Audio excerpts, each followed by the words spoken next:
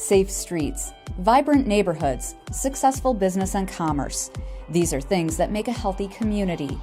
We are a diverse community, rural, suburban, urban, a multitude of languages and ethnicities, ages and experiences. We are a collaborative community. Public-private partnerships make us a model community that others want to follow. It is what makes us unique. It is what makes us strong. The employees of Kent County reflect our diversity and seek to serve our communities. People in this county, in this area, we wrap our arms around each other. We come together to collaborate, to solve problems. We're all working for the good of the whole. And I think that's wonderful. And you can see it. You can see it as you drive around Kent County. Our impact starts the day a baby is born and a birth certificate is issued, to protecting children from deadly diseases through vaccination, to the public safety and justice provided by law enforcement and the courts, to offering veterans services and caring for the elderly. Every day we work to keep our communities robust. I think if you are somebody who's interested in serving your community, in building a strong knowledge base and a good group of people to work with, then the county is one of your best employment opportunities out there. It's been completely rewarding in every way I could possibly explain for 26 years, and I feel like I grow every single day still today. Leading these dedicated employees, our 19-member Board of Commissioners and our County Administrator Controller, along with our elected officials and appointed department directors, placing emphasis on civic involvement, quality housing, vibrant neighborhoods, and strong, solid infrastructure to allow businesses to thrive. Professional, dedicated, collaborative, and innovative. Behind the scenes, collaboration between foundations, charitable organizations, nonprofits, for-profit businesses, public sector demonstrated through the county, the city of Grand Rapids, the townships, all the cities and the villages in our area. If we don't come together, then we will not have the strength that we have today, and I only hope to build upon that. Our aim is to make our communities the best they can be. We are involved in exciting development projects, sustainable recycling programs, and creative progressive prevention programming.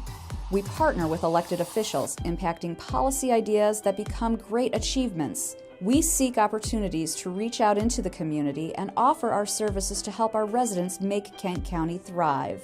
Our relationship is solid, both from a staff standpoint at the county level as well as the Board of Commissioners. And they understand what we do and the benefits that we can do for the community, and vice versa. We couldn't do what we do without the help of Kent County. While most of us are busy running our lives, Kent County's elected officials, administrator controller, and over 1,600 employees are serving the communities where we live our lives, so we can all have a place we are proud to call home.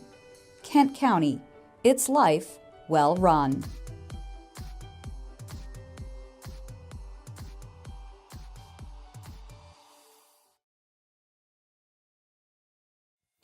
Hello. Can everyone hear me? We have some new microphone changes. Some changes in technology, which I will outline in a second. Good morning. It is April 25th, and I welcome you to the Kent County Board of Commissioners meeting. I will call the meeting to order with a roll call from the clerk. Thank you, Madam Chair. Commissioners Vonk. Here. Antor. Here. Morgan. Here. Jones. Here. Vice Chair Steck. Here. Commissioners Ponstein. Here. Voorhees. Present. Coleman. Here. Breevy. Here. Salfeld. Here. Sparks. Present. Melton. Here. Hennessy. Here. Talon. Here. Volkowski. Present. Womack. Wooden. Here. Skaggs. Here. Chair Bolter. Here. Madam Chair, you have 18 members present, 1 absent. You have a quorum. Great. Thank you, Madam Clerk. I'll call on Commissioner Steck for our invocation today. Good morning, all. So, as I prepared for today's meeting, I reviewed the standing rules and am reminded again why we do an invocation, which is good to be reminded once in a while. It is not just that it is constitutionally permissible, it is deemed to be useful. It is deemed to be appropriate. And it is because it connects us to those more transcendent realities and truths than just our own personal passions and beliefs. So it is appropriate, and those of us in the community who are Christian do this through a prayer. And so I invite you to join me in a prayer. Dear Lord, God, Creator, we acknowledge you and praise you as the source of all things, and we stand in awe at the magnitude of the universe you've created, measured in millions of light years, something almost unfathomable to us, and in the mystery of the dynamic of the minute atomic matter, measured in Plancks, almost unfathomably small. We acknowledge that you have instilled in your creation and in our universe values of beauty, wisdom, order, structure, justice, and mercy, values that transcend our daily efforts. We pray that as we take up the call to govern in this place, that we would do so fairly and justly, and that our motives, our actions, and our decisions would resonate with your lasting values. We pray that you would weave our imperfect actions into your perfect purposes. We pray this, Lord, in your name. Amen. I pledge allegiance to the flag of the United States of America and to the republic for which it stands, one nation, under God, indivisible, with liberty and justice for all.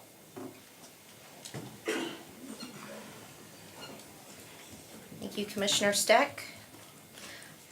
We are on item 5, a special order of business. It is our presentation from Public Sector Consultants. It does say 15 minutes. If you'd like to go shorter and allow for more questions, that'd be great. But we know you've done a lot of work for us, so we appreciate your presentation today. Thank you. Morning, and thank you, Chair Bolter, Commissioners. Thank you for having us. My name is Justin Fast, as you know. I'm joined by my colleague Maggie Pallone from Public Sector Consultants. It's our privilege to present to you this morning the results of your strategic planning process and your draft strategic plan. So as you know, this began in September of 2018. What you will see today is a really community-driven process through which around 300 people participated from around the county. Many of you personally came to the community meetings that you see listed here, and we just want to thank you again, both the commissioners, the department heads, the administration, and all of the members of the community who came and participated in each of those events. Together we fielded an awful lot of feedback, very passionate feedback from you and from community members. You all care dearly, and that is reflected in this plan. So again, we just want to reiterate our thanks to you for that. As part of this process, we asked several questions. We asked what was going well generally in the county. We really wanted to know, specifically with county government, what folks thought was going well, what areas needed attention, could use some work, what areas of the Vision for 2020, kind of the current guiding document, people felt they liked, felt identified them, and what was missing. And then finally wanted to identify what we should be focusing on over the next 3 to 5 years as a county. Heard lots of things. This is what we heard. Several observations, several themes came through very clearly. The need for clear communication, transparency, educating the public and elected officials on what the county actually does on their behalf and for and with them. Fiscal stewardship, providing a high quality of life, planning around growth and land use, relationship building throughout the county, and then supporting and identifying leadership within county operations. Many of you have seen this before. It's an outline of all of the elements in the strategic planning process and ultimately in the strategic plan document that Maggie's going to walk through in more detail today. The only changes that you'll note are down near the bottom. We have county priorities and goals in place of what we had earlier termed goals and objectives. So please forgive us if we slip into the old nomenclature, but we have changed goals and objectives to county priorities and goals to better reflect your existing performance management plan and to help that crosswalk. We do want to reiterate, though, as we begin diving into more detail, that we are focusing today down at this bottom stage, or second to the bottom rather, on the goals. These are really where the county is focusing its efforts. They're the activities and higher than that, the county priorities to which those activities contribute. And we'll go through each of those in detail.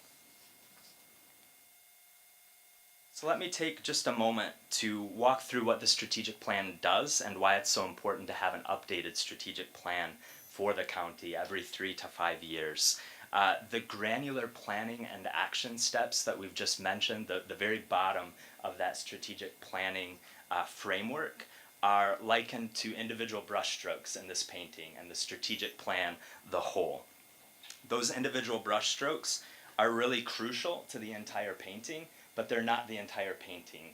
And at the level that the county is actually implementing these strategies and action steps, they're not really the best level that the public can consume them either. So the strategic plan re-aggregates those, it puts them in a frame of reference that is digestible and is measurable by the public, and is a tool both for setting the course for the next 3 to 5 years and holding yourselves accountable to that course.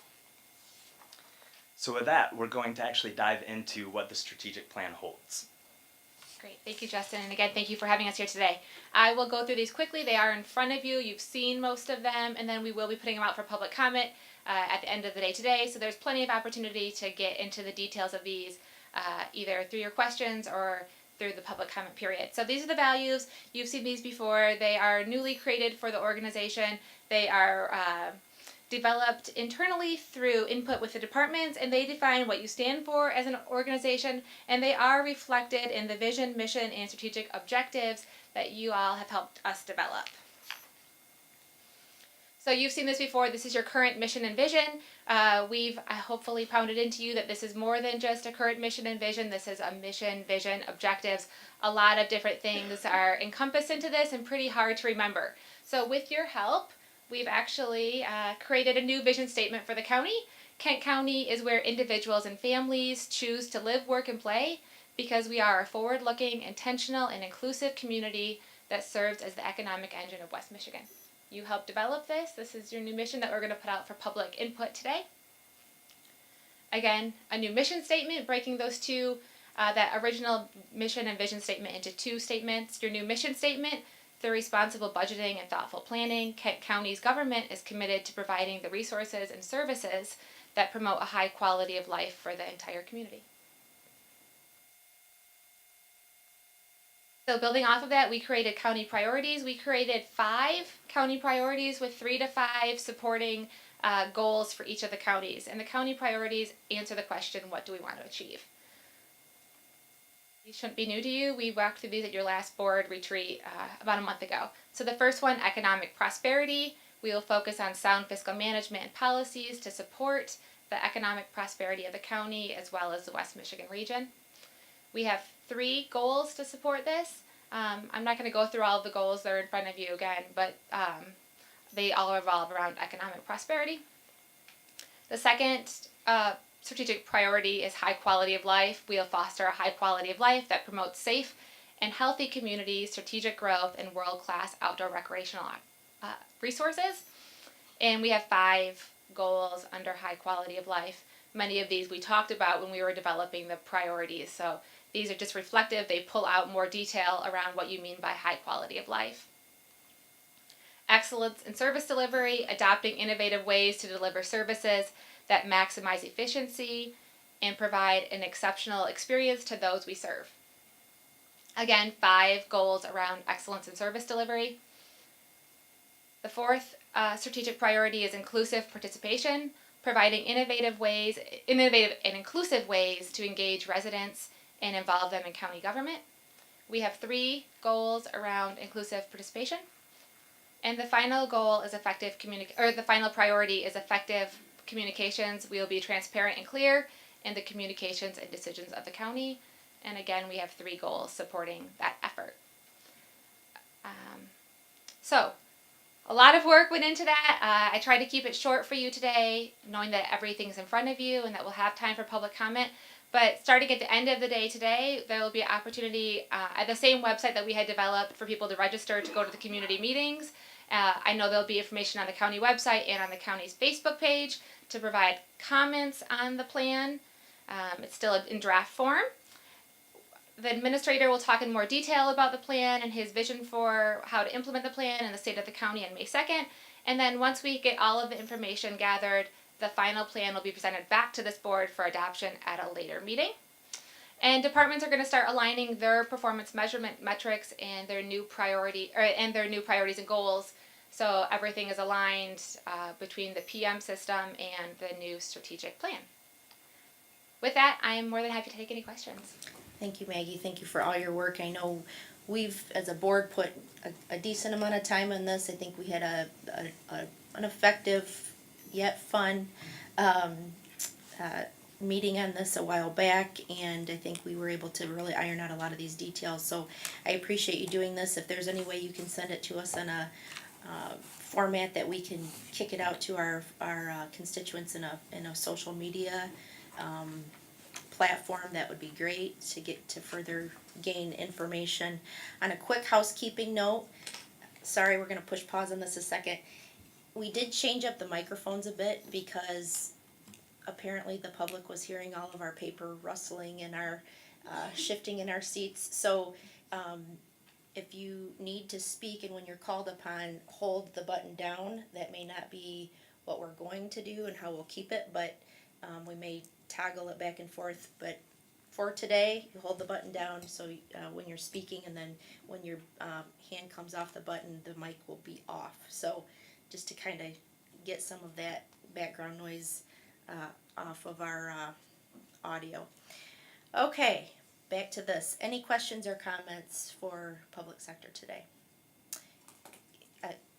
Yeah, just sorry, I'm having a problem here. Commissioner Wooden. Thank you, Madam Chair. For starters, thank you again so much for your hard work on this. In the work session, you dealt with 19 elected officials, and they all have different wordsmithing ideas, so thank you for your work on this. I very much wanted to bring attention first to my thanks to the third goal in Priority 1, positioning the county for multi-generational economic and population growth. I think to Commissioner Antor's comments about looking 50 years in the future, and appreciated that, and I like that it's in there. And the fact that it's not just multi-generational population growth, but economic. And as we see the disparities in our community, especially around race and economic, that's often the widest disparity, is the ability to pass on opportunity and wealth to the next generation. My other question, when I'm looking at high quality of life, was there forgive me if I'm forgetting or I'm not remembering this correctly, but was there a conversation around having the county as a convener around larger land use planning operations, not necessarily getting into the minutia of zoning, but acting as a convener and a supporter? Yeah, thank you for that question. We talked about that a lot within the leadership team in the administrator's office. We think that fits into a couple different places. So obviously there's going to be more details around each of these through the PM system, and we thought it fit not under high quality of life, but also under economic prosperity goals. The third goal around the multi-generational economic and population growth. Commissioner Bukowski. Thank you, Chair. There were only 18 of you working 4 weeks ago, because as some of you know, I was gone that day, and unfortunately for today's conversation, I need to remind you that I was on retreat in the desert. So my real question of the nuts and bolts is, how do we have opportunities to not wordsmith, but to at least put out some other parts? It says draft, and then I have a follow-up I think you thought. missed the wordsmithing portion of this. I mean, I don't want to... We continue to do that. We can continue to do that, but we did spend a considerable amount of time doing that already. All right, so I'll send some stuff around within the confines of the Open Meetings Act, because economic prosperity, the way it's defined in Priority 1, is redundant. It simply talks about prosperity is defined as economic. where Commissioner Wooden points goal 3 to position the county for multi-generational economic and population growth, it doesn't explicitly say we want equitable economic growth, because one person in the county could become another billionaire and our averages go up and aren't we great, as opposed to what does equity really mean. And only slightly disappointed that equity is kind of like a third bullet point of a fourth priority. So I would want to see equity and quality of life higher up. Economic prosperity, well, it actually, or absolutely is essential for what we do as a community. I don't know if it's the number one priority of county government, and what is our real role in that when we look at what we actually do, other than, again, it all fits together, but I don't know, it just, that's where my thoughts from the desert are at this moment. I'll put some more together for y'all. Thank you. Commissioner Womack. You have to push this down today. Okay, thank you. All right. I want to thank you for your exceptional work on this and the attention you paid to detail, and also for putting up with 19 commissioners as we all wanted some input on this. So I thank you once again for your exceptional work. I also want to remind the commission, as we look at our plans and our goals, that it's going to be up to us to make sure that we're trying to live up to that. We got a great plan, but we're gonna, and us and our department heads are gonna have to make sure that while we're doing our work out there, that we can live up to these goals and expectations that we are put within this strategic plan. But my question for you was, could you expound on some of the distribution and outlet sites for our strategic plan? Because a lot of times when I was studying the county before I became a county commissioner, I would have to go through a lot to try to make sure that I could find the information on the county. So it's not like some of our cities and townships where you're not even looking for it and you find their diversity statements within the media or certain places where you are. Or are you going to play any role in the distribution of making sure that we're getting this out to the public? Yeah, thank you for that question. That's actually going to be one of the functions that the county will handle, so we'll get it all ready and we'll create a nice document for you, and then I think Lori with the communications office will handle that distribution of the plan. Actually have a plan to make sure that the website is actually fully utilizing the strategic plan and publishing that in a different way. So right after this, the county plans to update our website, which will give us even better outlook on how this plan works. We'll continually update this to the public as well, and there will be additional materials that we'll provide for the public too. So a lot more visibility of the plan is coming forward. Thank you, Mr. Brick. Any other questions, comments, concerns? All right, thank you so much. Thank Look you. forward to getting that in various formats. All right, moving on to item 6, public comment. It looks like we have several members of the public here today. Welcome to the board. Please come up and state your name. We'd like to keep it to 3 minutes if possible, and welcome to the board. Thank you. My name is Sarah Edgington. I live in Alger Heights, 49507.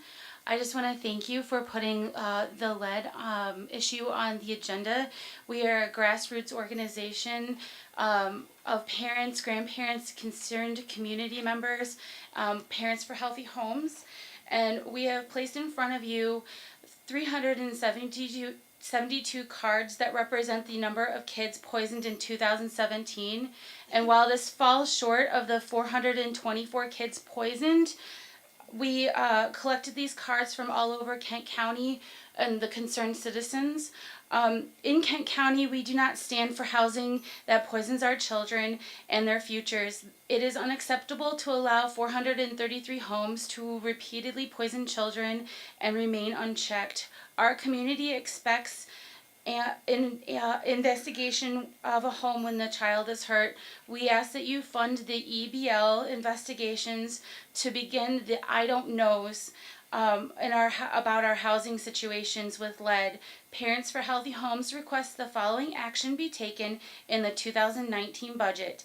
2 staff members to investigate homes after a child is poisoned, 1 staff member to provide community-led education, and 1 staff member to manage the many partnerships and resources needed to tackle childhood lead poisoning. I do want to thank each and every one of you today for making this making this a goal and working towards that process. Thank you. Thank you, Sarah. Come on up. Good morning. Latasha Garrett, 1500 block of Margaret. And I have a paper in front of me to where I have everything written out. However, I've given my testimony before, and I don't need the paper to give my testimony, and some of you weren't here when I gave my testimony. So I am an advocate for Parents for Healthy Homes. And I share with you a personal responsibility of my son, who is now 24 years old. When my son was 2 years old, he was diagnosed to have a lead level of 10. When the Kent County, and I'm very nervous because it appalls me how we actually are voting on our children's lives right now. However, the Kent County Health Department approved for the landlord to come and have the lead removed from out of the home that we were living in. So we're asking you today just to make that to come true again. There is absolutely nothing that we can do for my son now, but I care about every child here in Kent County. And so we're just asking you to vote yes. It affects us and it affects you. Thank you. Thank you. I am Tabitha Williams, and I live in the 1100 block of Jefferson. I am also a member of Parents for Healthy Homes. I want to thank you for putting us on the agenda. Parents are deeply rooted and concerned with this issue of lead poisoning. This issue matters to us because we live in it. Our children are continuously being poisoned, some homes poisoning more than one family, mainly rental properties. The community has been in the dark far too long. As a parent, I want to bring some light back to our community. We have ignored this issue even after the health department reported of 433 children poisoned in one area code, or over area codes. We need your support. These children are our future, yours too. Their lives matter. You poison our kids, you poison our future. We are asking for more sanitarians and another XRF machine to immediately reduce the number of poisoned children. Lead poison is totally preventable, but not for Latasha Garrett and her son Trayvon, who was poisoned at 2 years old and at the age of 24 still lives with that poison. Or Miss Lisa Matthews, whose grandson tested positive for lead. We will never know what have been of their life lead-free, but we know how hard it's been with them living with lead. When the commissioners allow this to happen, we allow our future to be poisoned. Our issue here is in the paint and in the dust. Yes, we understand about Flint, the water, but that is not our issue here, and we respect that. Sorry. Kids are doing what they're supposed to do, like playing and crawling and being a kid, and they're putting themselves at risk for just doing what they're supposed to do. This is beyond an emergency. We need your financial support. We want our children as healthy as the county's general budget. Children are innocent to the dangers they face. We have allowed this far too long. We voted for you, and we will hold you accountable until you quit ignoring the issue. We thank you for considering this, and we ask you to say yes on this. Thank you. Thank you. Good morning. My name is Samika Douglas, and I am a community liaison for Link Up, as well as a parent advocate for Parents for Healthy Home. And today I just want to say, first of all, thank you for even putting us on the agenda to even consider this. However, I do ask that you vote yes on this, the sanitarian positions. This will not, it will not stop the lead poison, but it will get some results, and then with our children that are getting lead poison, we'll be able to get this rectified a little faster with 2 more sanitarians on the job for us. We will be back to ask for other things, but right now this is what we're asking for because our kids are being poisoned. Ironically, today is the day of the Flint water crisis. However, we're not speaking of the water. We're speaking of this dust and this lead that's been going on for years. They stopped lead paint back in 1978? It is 2019, and we still have this issue that's going on because we're not getting it rectified. It is preventable. We have stated that several times. We're asking that you continue to be with us as we fight this fight for our babies, because these are not just our babies, these are your babies as well. These are your future congressmen, your future commissioners. Someone that may be taking care of you when we get to our Sunnyside Acres, so we want to protect our babies. These are our future. Without babies, we have no future. And that's all I have for you today. Thank you. Thank you. Welcome. My name is DeAndre Jones. Sorry, I'm a little bit nervous, actually just because I've never spoken in this setting. I'm used to speaking at the city commission meetings. But I'm an advocate for Grand Rapids Homes for All. I recently sat in a meeting with Mayor Rosalind Bliss in the lead advocacy, trying to find out ideas to implement to try to possibly attack this. One thing that I mentioned was to possibly try to partner with Consumers Energy. It's a lot of low-income people that actually have this problem that, that don't have the money. And one thing that I really mentioned is that a lot of people complain about their bills, or I can't, I don't have the money to pay this bill. And as the medical marijuana things, look to probably use some of that tax revenue to actually try to invest in those houses, because there's a lot of people that sell drugs and things like that end up getting their house raided, and then they have nowhere to go. And even then, like, they living in lead houses and, selling drugs. So it's kind of all poison, if you ask me. And I'm a type of person that try to find solutions to problems. And one thing that I do feel like that is a good idea, just because a lot of people don't have the money to pay for those bills, and they don't even know that their houses are affected with lead. And so that's just a recommendation that I would give. I appreciate it. Thank you. Thank you. Good morning. Good morning. My name is Dane Gates. I'm a resident of the 3rd Ward, and like the young man before me, I'm accustomed to speaking at the City Commission, not so much as the county, but I'm committed to changing that and coming before you as well. I stand in support of the Parents of Healthy Homes regarding the lead poisoning of children. Children should not be a litmus test for lead poisoning. They are indeed our future, and I ask you today that you would consider the 2 staff to investigate homes after a child has an elevated blood lead level. I would like to get on the front end of that and have no children in our community poisoned by lead. And on another note, this is a personal note for me, and I heard some powerful words about high quality of life. I strongly believe in that. I'm very committed about and concerned about the lack of affordable housing in our city, and very concerned about the human rights of all people. And as a part of that, and I also believe that citizens, I heard something before, high quality of life. And as part of that, I think you should turn those words into action. It's one thing to just talk, it's another thing to actually, when you have power, to do something about it. And I have a concern about citizens being engaged. And I'm just curious as to why at the county commission, parking is not validated when residents come to your meeting. I think that's something you can mitigate and help if you want people coming here to speak. And one other thing, and if I could be directed, because I am so concerned about housing in our city, to someone, I think at the county commission, that could tell me a little bit and give me a status as to where we are regarding the land bank situation in Kent County. Thank you. Thank you. Good morning. Welcome.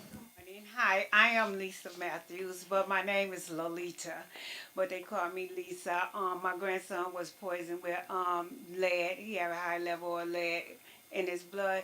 And I also, am low income. And I just look, I'm fighting for my grandson. I'm fighting for other kids out there in the community, because they are our future. And then when I heard that y'all give money to the zoo, and all the animals do is eat and poop, and y'all take care of them, but y'all get the money to them, but we have a hard time getting money for our kids. That is our future. I can't understand that. Why are we making a big issue about giving money to our kids?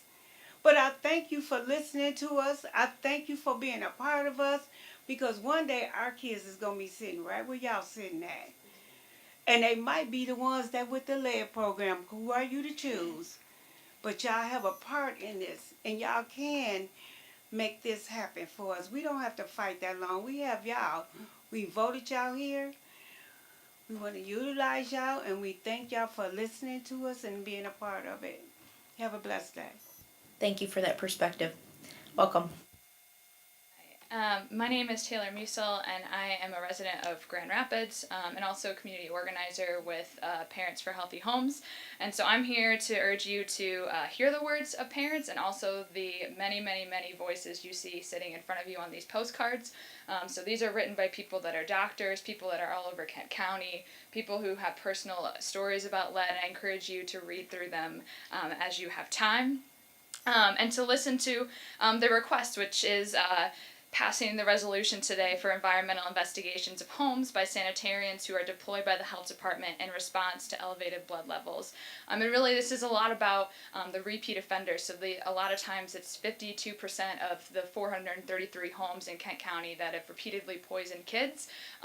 There needs to be a stop to that revolving door. And the way we can stop that revolving door is documentation of where these hazards are, and that's what these two staff can do. And so funding these two staff people, like many of the parents have said before me, isn't going to end lead poisoning, because like Dane said, we shouldn't be using kids in the first place as our lead detectors, but this is a way to stop places where we know problems are happening over and over. It's an easy step, and I think that it's one that should pass easily, and I thank you for having it on the agenda, and I hope to see a unanimous vote yes on this, because I think it's a good step towards housing and racial equity in the county, and a way to start raising our standards on what's acceptable in our housing. Thank you.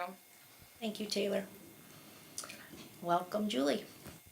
Morning, I'm Julie Steffen, 49525, and I would like to throw a second on that parking validation thing. The whole reason I started coming to these meetings was to advocate for animal welfare and specifically pit bulls in the Kent County community. And so I want to talk today about what is a pit bull. When I'm asking for ordinances or legislation about pit bulls, what am I really asking for? What is a pit bull? And a pit bull is not a dog breed. There really is no such thing as a pit bull. So when you hear pit bull, there is no breed. Breeds are boxers, American Staffordshire Terrier, bullies, different breeds like that, but there is no breed pit bull. So if you have a DNA test done on your dog, which that's a thing, you can get a DNA test done on your dog, it will give you a result, but you'll never get a result back that says pit bull. There is a breed that is the American Pit Bull Terrier, but by far when we think of a pit bull, what we think of is a breed called the American Staffordshire Terrier or Staffordshire Terrier. So when the media continually over and over and over again says pit bull this, pit bull that, pit bull this, pit bull that, pit bulls fighting, pit bulls breeding, pit bulls flying rocket ships to the moon, pit bulls, all the things that pit bulls do, okay? The media has absolutely no idea what a dog breed is unless they have DNA evidence to show what breed a dog is, which they don't have, obviously, in the hour that it takes them to run a story at any specific thing. It's lazy, it's inaccurate, and what it does is it puts a stereotype in our minds of what a pit bull is, and then we're all scared of them, right? Because all we hear in the news over and over is about pit bulls and all the bad things that they do. There are wonderfully good pit bulls. There are also pit bulls that are crazy. There are wonderfully good poodles. There are also poodles that are crazy. I might argue there's more crazy poodles than there are anything else. So to end, this is Kelba, and this is Rosie. And I know that you guys can't really see these, but one of these dogs is a 100% pure American Staffordshire Terrier, exactly what we think of when we think of a pit bull. The other one is 25% boxer, 25% American Staffordshire Terrier, 25% unknown terrier, and 25% Cocker Spaniel. So really, when you look at these two dogs, you don't know any more than I know what breed these dogs are. One is 37 pounds, one is almost 70 pounds, and the one that is part Cocker Spaniel is the one that is almost 70 pounds. So without knowing that, without a DNA test, it's very difficult to define a pit bull. A pit bull is a broad stereotype, and it encompasses a lot of different dog breeds, but it is not a specific breed of dog. They typically have kind of blocky heads of how we think of them. And next week, I will talk a little bit more about aggression. I have not forgotten. Deal? Thanks, Good morning, Julie. everyone. Thank you. Welcome, Kate.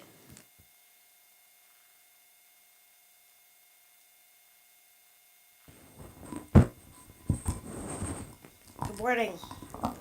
Is this working all right? Thanks for the accommodation. I appreciate it. My name is Kate Pugh Walters. I live in the Cascade Township. And I'm the co-chair of First Steps Kent. So my purpose here today really is to thank you for all of your support and the work that you've done for kids over the last 6 months to a year, specifically with the early childhood millage. Obviously, the citizens spoke clearly about how they felt about funding for children 0 to 3, 0 to 5. And as we move forward, I know that we look forward to working with you and with the staff in making sure that those funds are fairly distributed to the citizens of Kent County. And I just wanted to thank you for your help and your support. Thank you so much. Any other public comment today? All right, we're going to move on.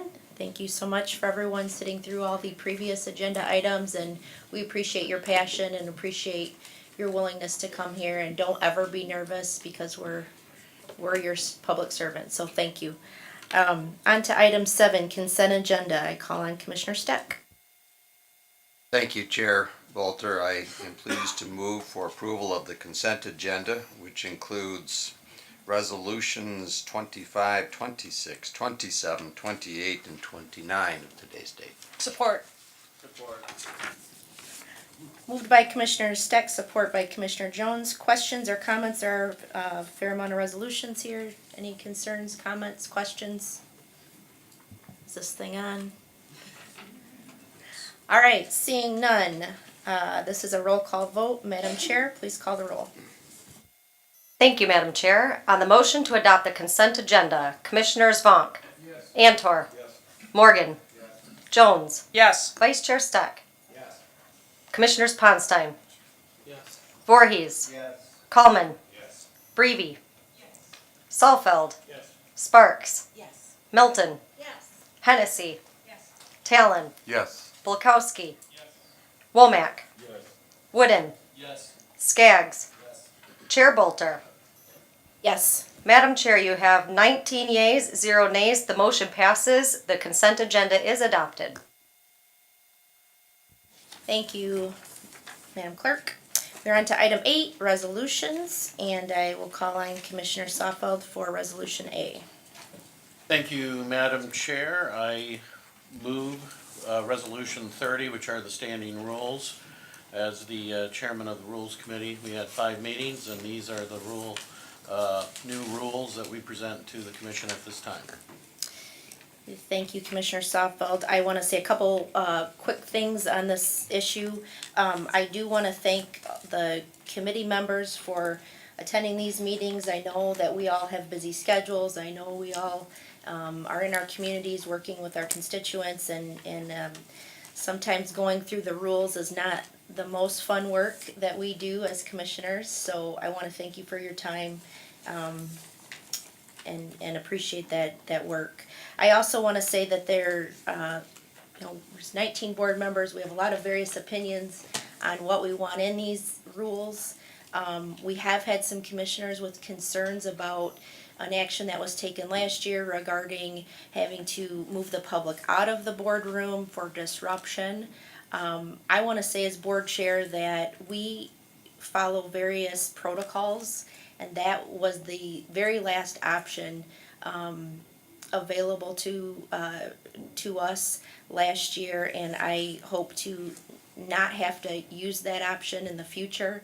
I think there's other ways that we can try to get the business of the county done without having to bar the public, and I hope to not have to do that. We have removed the physical barriers. We've tried to be, more inclusive. We will continue to increase our efforts to communicate with our public. So I want you to know from my perspective that I hope to not have to utilize that option in the future. So with that, are there any questions or comments on this resolution? Oh, I'm sorry. I need a support.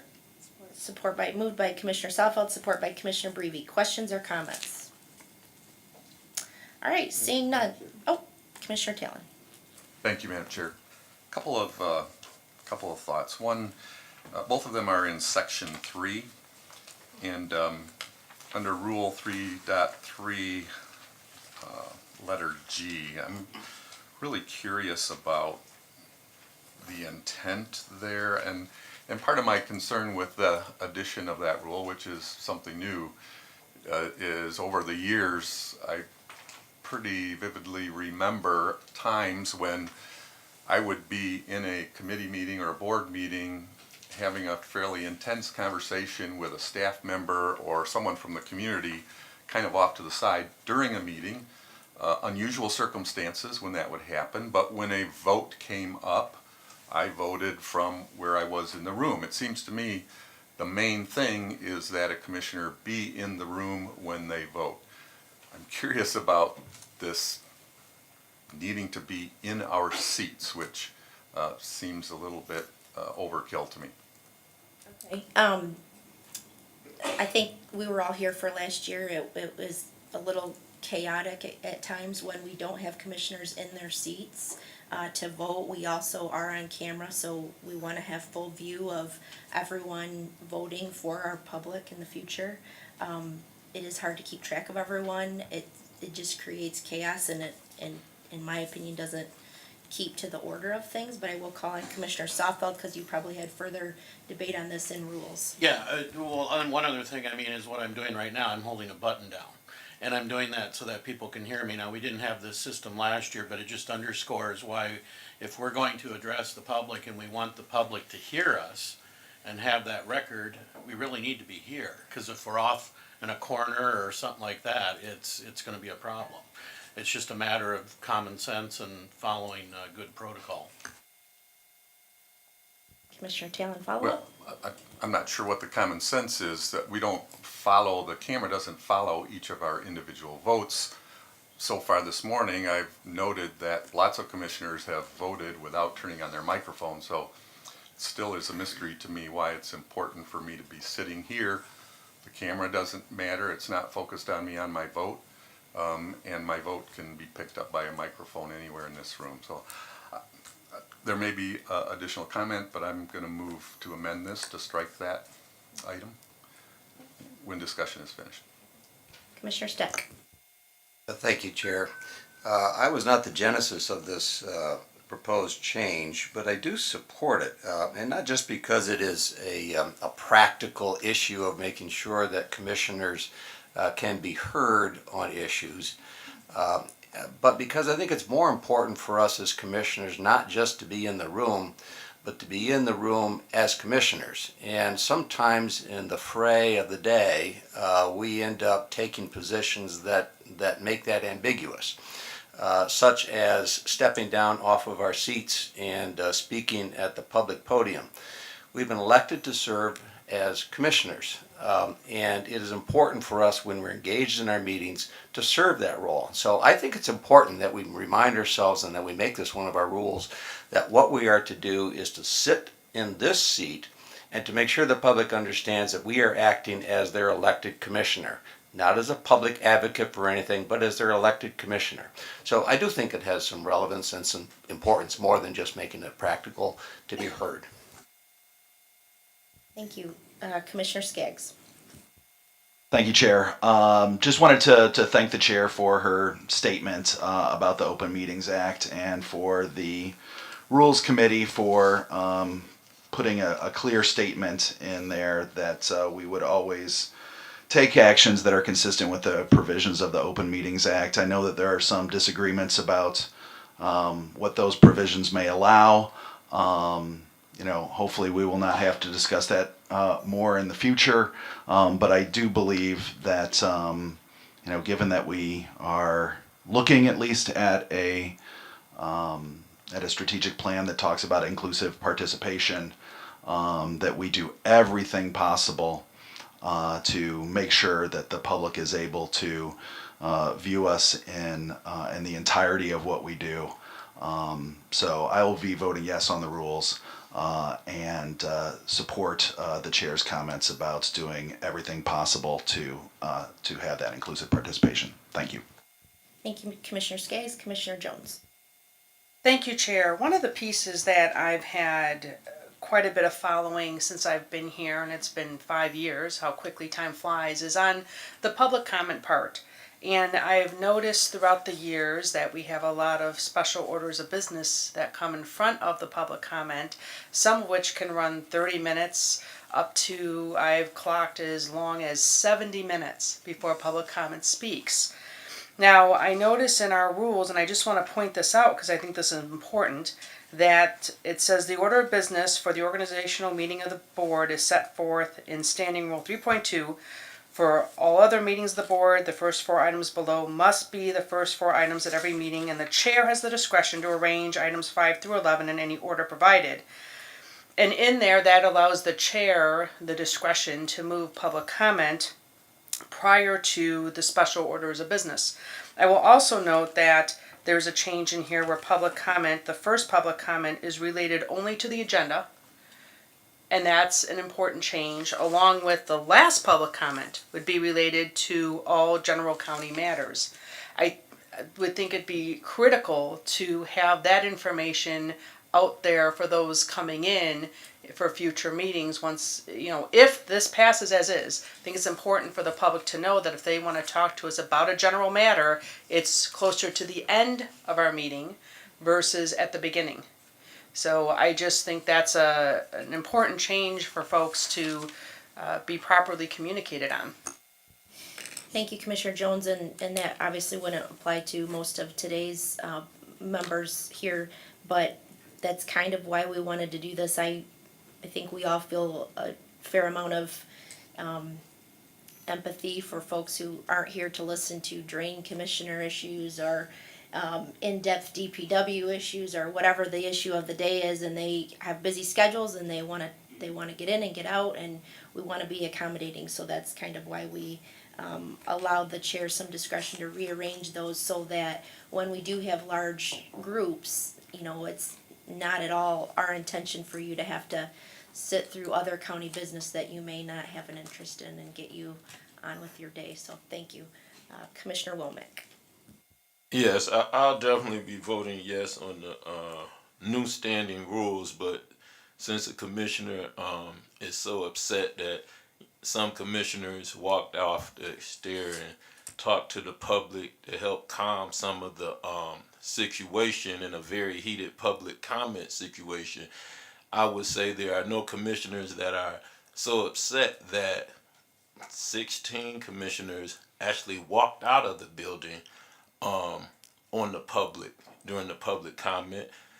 And even though I understand that, because the public comment kind of changed from public comment. Public comment is when you come up one at a time and you speak your opinion. It kind of changes from public comment when you begin to walk up to the podiums and not using the microphone, and 30 people are talking and yelling and screaming at once. So I do understand those 16 commissioners, but the public took it really, really bad. The public didn't like it. They still thought that we should have came back and talked to them. So it seems to be a contrast between some of the things that the public was upset that some of the commissioners did, including when we held a meeting across the street that the public wasn't allowed to. But we seem to be very upset when there's something that was done that affected us.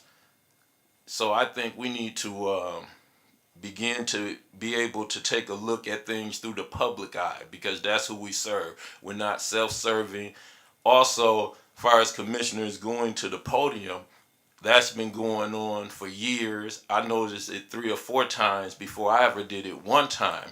But the one time I did it, I was speaking with the public because I was in agreement with the public. So the time, once somebody, a commissioner got up and said something that we as a commission didn't like, now we're like changing the rules. You can't go over there anymore. But when commissioners were going over there to say, oh, I'm so happy that the new flower bed's being laid, and I just felt that I couldn't wait for my time to say it, so I went to the podium doing public comment. It was like acceptable. And I wouldn't have spoke upon it because I think we need to move past this and get to this lead situation and the more important things that are on this. But I just would say there's no reason for us to be upset. We've been elected. We're the leaders and the voices of our community. People voted for us because they believe we're strong, intelligent, intellectuals, understanding, and we'll fight for them. So we definitely have to have strong skin. And if we're going to be sensitive to an issue, it should be sensitive when we're standing up for the public that voted us in and when they feel disrespected. So I just want to say I agree with the commissioners. We do need some standing rule changes. I don't question anything that was done last year because in real time, you have to make decisions, and we have places where churches are getting shot up. So you never know. So I'm not second guessing any of those decisions. I just think we need to keep it balanced. Thank you, Commissioner. Better things we can do in the community. Thank you, Commissioner Womack. Commissioner Wooden. Thank you, Madam Chair. I want to echo Commissioner Skaggs' remarks and thanking you for your statement, and I very much respect your sincerity on the matter. And would just add on that I believe there are 2 options that are more while it may be defensible that the actions taken in September are in line with OMA. I think there are other 2 options that are more clearly defensible and more clearly aligned with OMA and the precedent of OMA. One is the recess and reconvene, which was done in July, and I think worked fairly well in allowing the county to do its business while also allowing the public, the general public, to view that business. And 2, the reorganization of the agenda. As we've seen with other communities, by allowing public comment that's not directly related to county business, it's much more likely that if a disruption were to occur, the public will have already, the body will have already conducted the necessary public business and can adjourn and allow the issue to de-escalate in an appropriate manner that does not harm individuals and allows the county to do its business and allows the public to view that business. So that being said, I just stress the comments that have been made, and I would stress that I think those 2 options are better in the future, and thank everyone for their thoughts on this matter. Thank you, Commissioner Wooden. Commissioner Antor. Thank you, Madam Chair. I'm not sure if it's in here or not, but one of the things I wanted to bring up, and to let me know if this is redundant, but as far as public comment, I think we need to have some sort of rule, and again, maybe it's in here, that the public is not allowed to bring in a bullhorn. If we're trying to maintain order, I think that should be, kind of a no-brainer. And also the signs that are brought in, we have law enforcement in the room to help keep us and the public safe. And when you have people standing up, which is pretty rude when you got people sitting behind you, they can't see anything, especially with the signs. And I think as a matter of public safety, people should remain seated. If they're going to stand, because standing room only, they should be in the back. And I think our law enforcement officers have every right to be able to see what's going on in front of them. And I think the signs, we need to at least limit the size of them, and they shouldn't be able to hold them up where people can't see. I just think that's common sense, and I think if we're going to work together, we need to all work together and just look at some common sense type deals like that. Thank you. Thank you, Commissioner Antor. Commissioner Melton.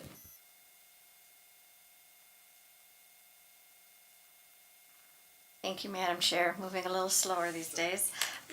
My only comment, and I hadn't planned on having any, but when Commissioner Jones mentioned the first public comment is for agenda items only, while I may have heard that in the past, that's the first time it really resonated in my mind.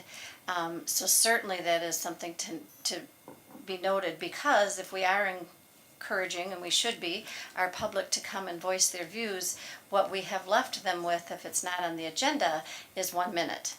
And 1 minute's time, and I'm not, again, I don't want the meetings to go longer, all those things, but 1 minute is not a long time if you have a true concern. And so I don't know how we would rectify that, but it just seems to me, again, that we are here to listen to our constituents. That's our purpose. Obviously, they can always reach us, and that's on them. And yet there are those that just feel always necessary to speak to a whole group as opposed to one-on-one, that they get a better audience, which they do, which they then feel they get a better result. Not always the case, but 1 minute's short. Commissioner Softfeld, do you want to respond? Yeah, that's not in these rules. That was a practice we had used in years past, but that was taken out as part of this update. Right, I'm gonna call on Commissioner Ponstein before we go to second round, if there's any other new, okay. Commissioner Ponstein.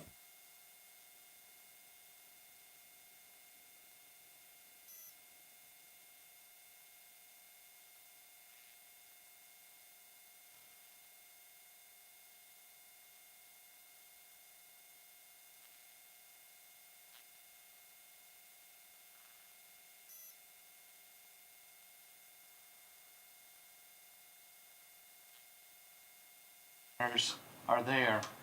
Is there any way that if a quorum is not known in advance that the quorum won't be there, that one of the officers of the board can fill in so the members that can show up can do a meeting? We don't have anything in our rules to allow, if you will, substitutes, be it an officer or otherwise. The membership of both the board and the standing committees are established at the first meeting of the year. Obviously, the board is established by the election.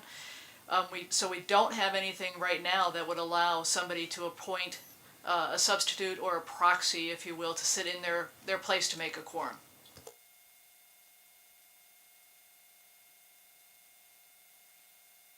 As far as counting for quorum, I'd have to double check it, but I don't believe an ex officio will count toward quorum because they're not entitled to vote.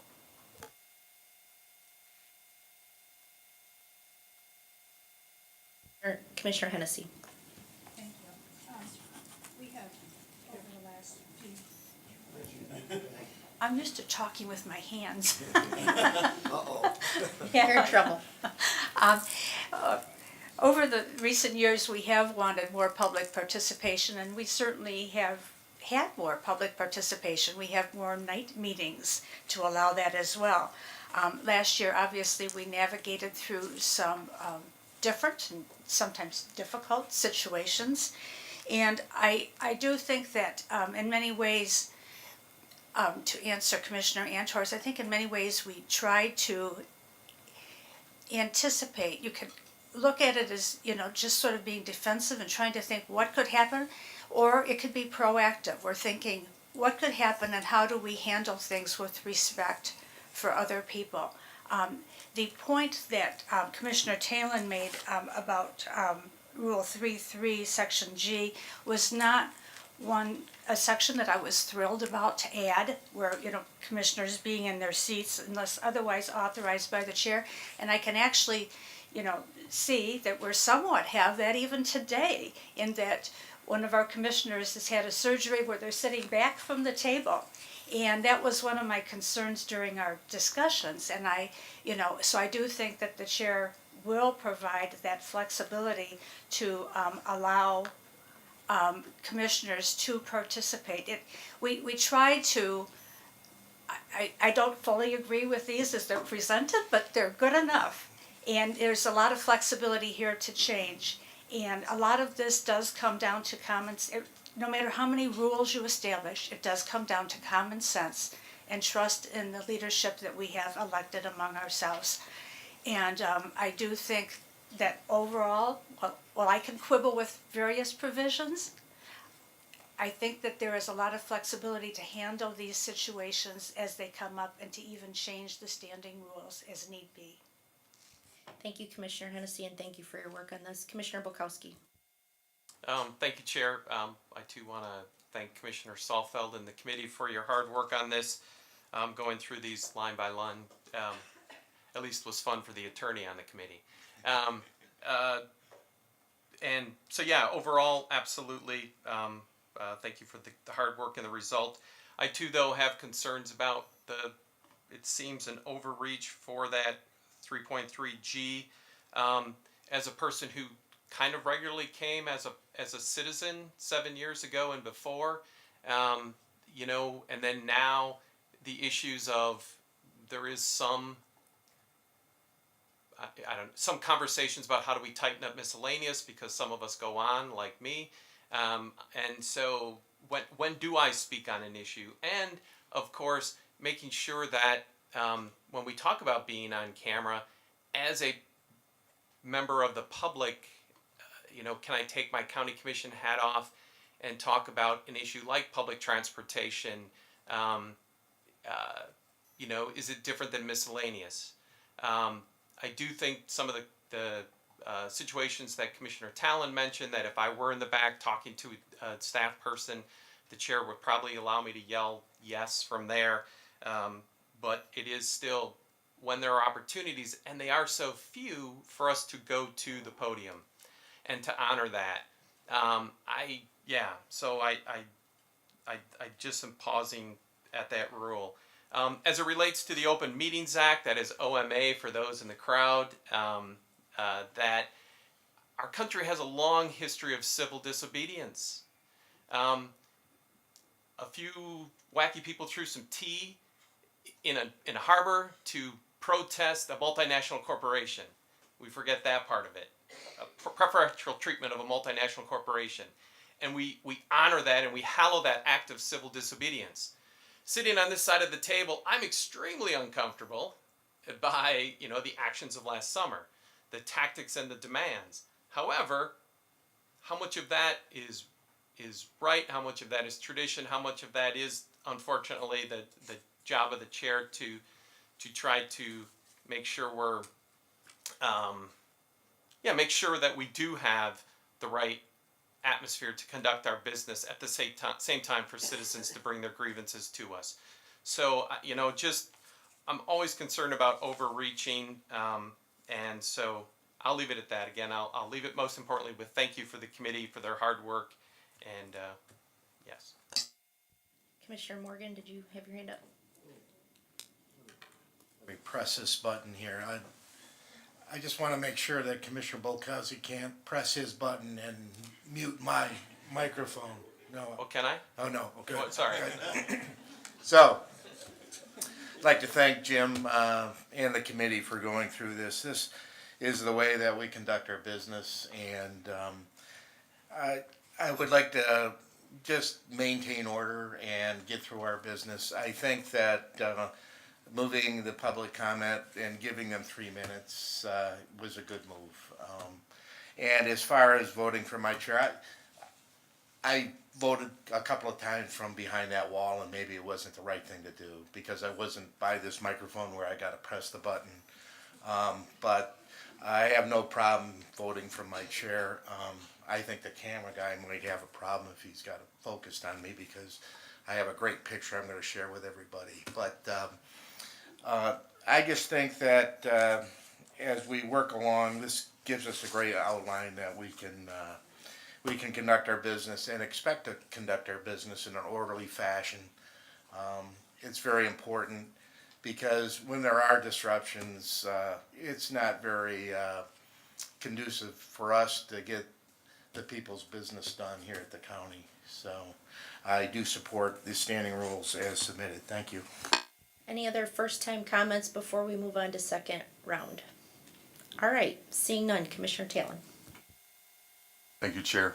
I don't know if there will be a third round, and I had two things that I wanted to address, so I'll go to the second one right now. And that is also Section 3, Rule F under 3.4, Public Comment.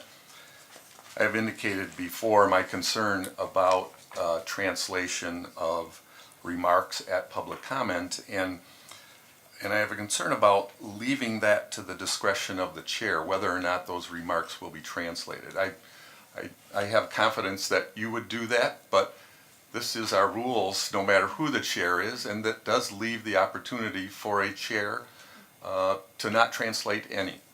And I would much prefer that this say, translation of remarks made at public comment will be provided in written form, because I think it's important, and I assume that my colleagues share my interest in knowing what the public is saying. And I only speak one language. I understand a few of them a little bit, but Spanish is not one, and we've had a number of speakers. So I would like to move to amend that Support.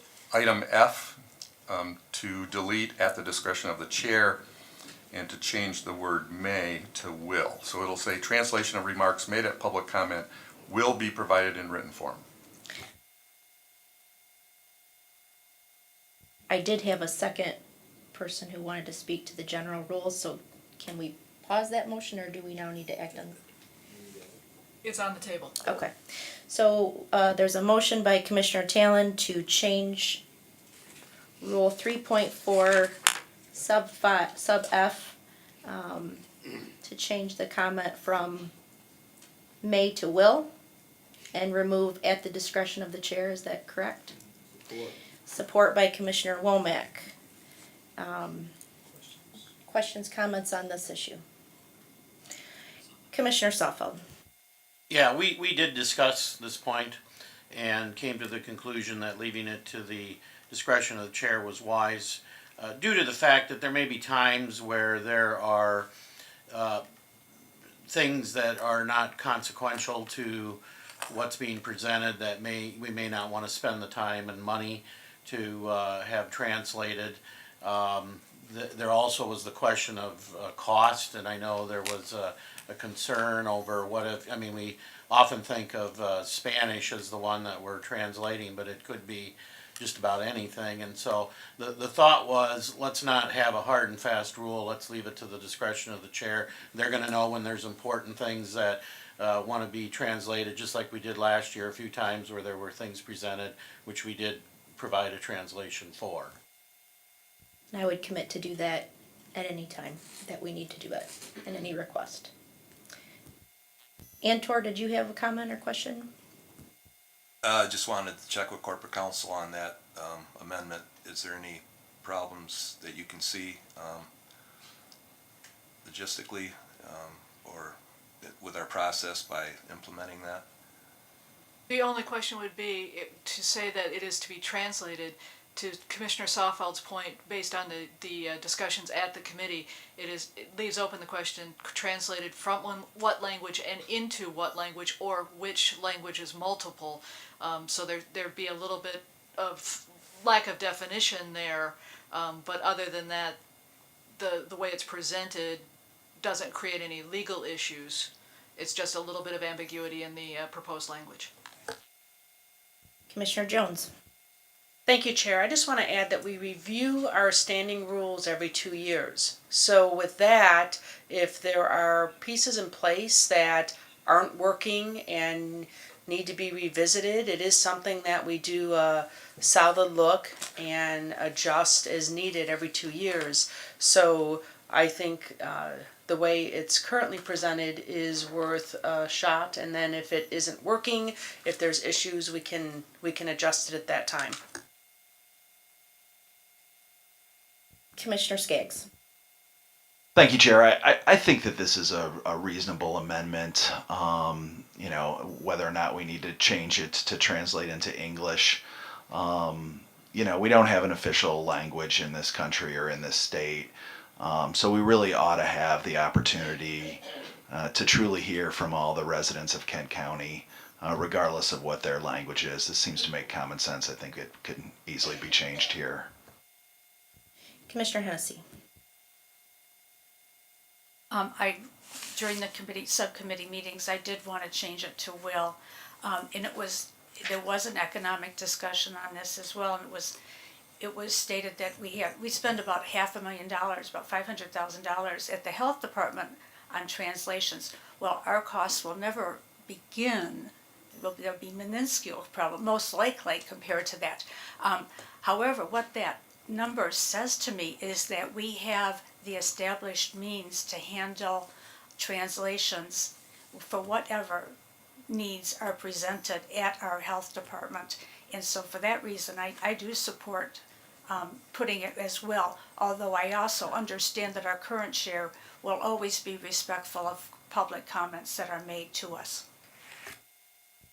Thank you, Commissioner Hennessy. Commissioner Morgan. I have no problem leaving it with the discretion of the chair. She's the leader of our board, and she has a lot of discretionary authority in these standing rules, and we just really expect her to do the right thing. Commissioner Womack. I agree both with Mr. Commissioner Morgan that we have a great chair, and I'm sure she will make wise decisions, and she's doing a great job in her chair leadership thus far. But as Mr. Talent also said, Commissioner Talent did say, this will stand for future chairs. And if we can go on the first floor, second floor, and we can say if someone who speaks Spanish comes in to pay their taxes, I guarantee we can find a way to make sure that we got something written in Spanish for them to understand. So legally, when we take them to court, they can't say, I didn't understand. I can guarantee when our Hispanic members of this community go to the banks that want them to put their money in it, you go in there and you already see every sign in Spanish. You see it in English. When it comes to our jails, wherever money is coming from these taxpayers, we're making sure we can communicate with them. But when they come into our chambers, not to be able to communicate with them is one thing to have it translated later, but not even to have someone here that's bilingual on the third floor in staffing, someone bilingual. So if there's an emergency, there's something they're telling us that we need to know within the hour, not tomorrow, not next week, 2 weeks. It's just unheard of. And I really want the commissioners to understand what I'm saying. I've lived in New York, I lived in Miami, and no offense to Kent County, because I live here, because Grand Rapids, if you're going to live in Michigan, Kent County is the best county to live in if you're going to live in Michigan. I love this county, but coming back from New York, it was like going back in time. We have to get with the times. This chamber here cannot have 19 commissioners and someone speaking Spanish and we have not a clue what they're saying. And we can't go to the back and ask anyone, what did they just say? That's like 1972. When I moved to New York, it was 1985. And there's no city, county, place that isn't bilingual. So I'm going to keep it short, but I would ask a lot of people who want to vote no to change your vote before somebody says, you know what I'm going to do? Even though it says it's not a legal situation, I would believe that I would go pay my taxes. I would go vote in an election.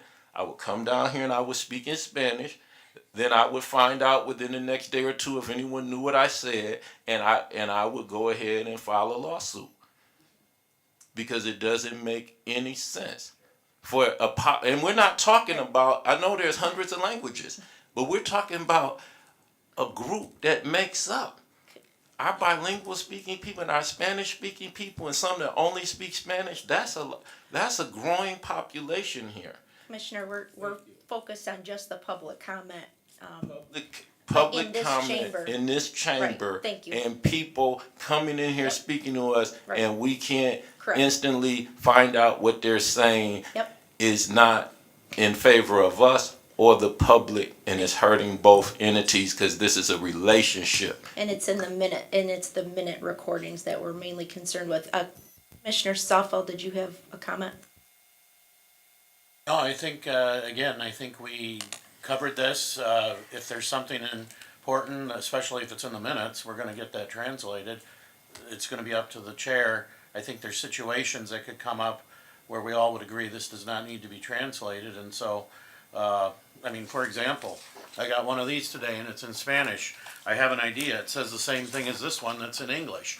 But under the new rule, if you want to do that, then I'm going to say this needs to be translated and spend money on that. I mean, let's have some common sense here again. All right, Commissioner Antor.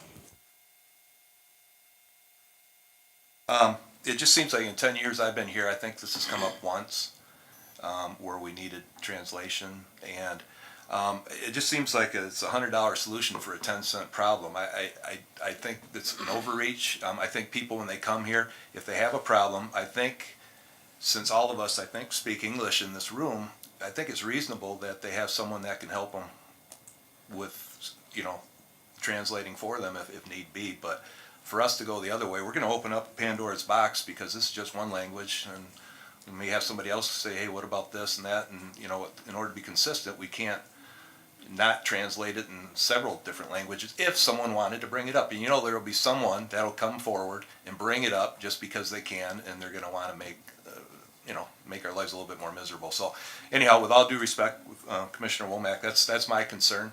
I do think if I wasn't able to speak English and I wanted to make my point known here at one of these meetings, I would bring someone in to speak on my behalf. I think that's reasonable. And again, we're not saying whether we are gonna do it or not gonna do it. We will be doing it.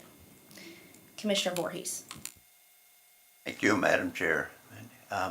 Address to legal counsel. Can this action, the rules, be amended at any county commission, or do we have a rule that it can only be addressed in the committee form that we do now? There is a rule in the book that allows for an amendment or a modification for a particular meeting, as well as a permanent change to the rules. There's two different ways. So if the occasion came for a problem, we can bring it to the board and change the rule for that occasion. Correct. Commissioner Steck. Be voting no on the amendment. Thank you, Commissioner Voorhees. Commissioner Steck. Thank you, Chair. On the motion to amend made by Commissioner Talon, first, it's a reasonable motion. I don't support it, but it is a reasonable motion. And I don't support it because I think it removes any discretion from the chair. A statement that asserts that the translations would generally or presumably be provided except at the discretion of the chair, I could support, but I don't support an amendment that removes the discretion of the chair. So I would not support the current amendment. Any other Commissioner Wooden? Thank you, Chair. For starters, I do want to state that, as with the previous discussion, I do trust the Chair's sincerity when she says that this will be happening under her direction. But I also do believe that what we put in writing is a statement of our values. And when I look at our strategic plan and the belief that we want to be an inclusive community, I do believe that this is something that we should have explicitly in our rules.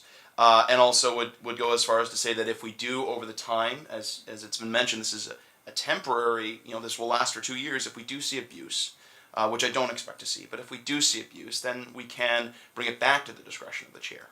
But I do believe that what we put in writing states the values that we have as a county, and this is important enough that I will be voting for the amendment. Thank you. You, Commissioner Wooden. Any other comments or questions on Commissioner Talon's motion? Commissioner Bolkowski. Just a quick finer point on Commissioner Wooden's comments, which mine align with. Our draft value is embrace diversity, equity, and inclusion. And we say, and I trust the chair, however, our words say it's discretionary. How can discretionary translation line up with the embracing of diversity and inclusion? Thank you. Commissioner Melton. So, as you know, because I bring it up a lot, I live in Kentwood, where we represent 70 different, almost 80 different countries and languages. It has been a challenge in Kentwood during conferences especially. How do we accommodate these parents? And some have lived there a long time and choose their still native tongue, but there are many that have been here less than a year, and to expect them to come in and understand English in a year's time, depending on where especially they have come from, is way too much to ask. Yes, they may never come. They might only come once in the next 10, 15 years. But I would like to think that they would come and be valued, and their message heard as clearly as someone who comes and speaks English. We don't know how long they've been here. And just to give you an example, we had a fire drill at one of the schools just a little bit ago, and the bell went off, and there were 4 students in the 3rd grade who hit the floor and went under their desks. They weren't thinking fire drill, they were thinking bombs. So we need to remember, because I'm critical on that, I want everyone to speak to me in English so that, you know what, I can understand them because I like to talk to people. But we don't know where they came from, and I really do feel I agree with the comments. If we are going to be truly inclusive, then our words need to state that. Thank you, Commissioner Melton. So we have a motion on the table, moved by Commissioner Talon, supported by Commissioner Womack. Are we ready to vote? So just to be clear, a yes vote would be supporting the amendment, no vote was. Right. Commissioner Sparks. Please read the amendment one more time, please. Commissioner Talon.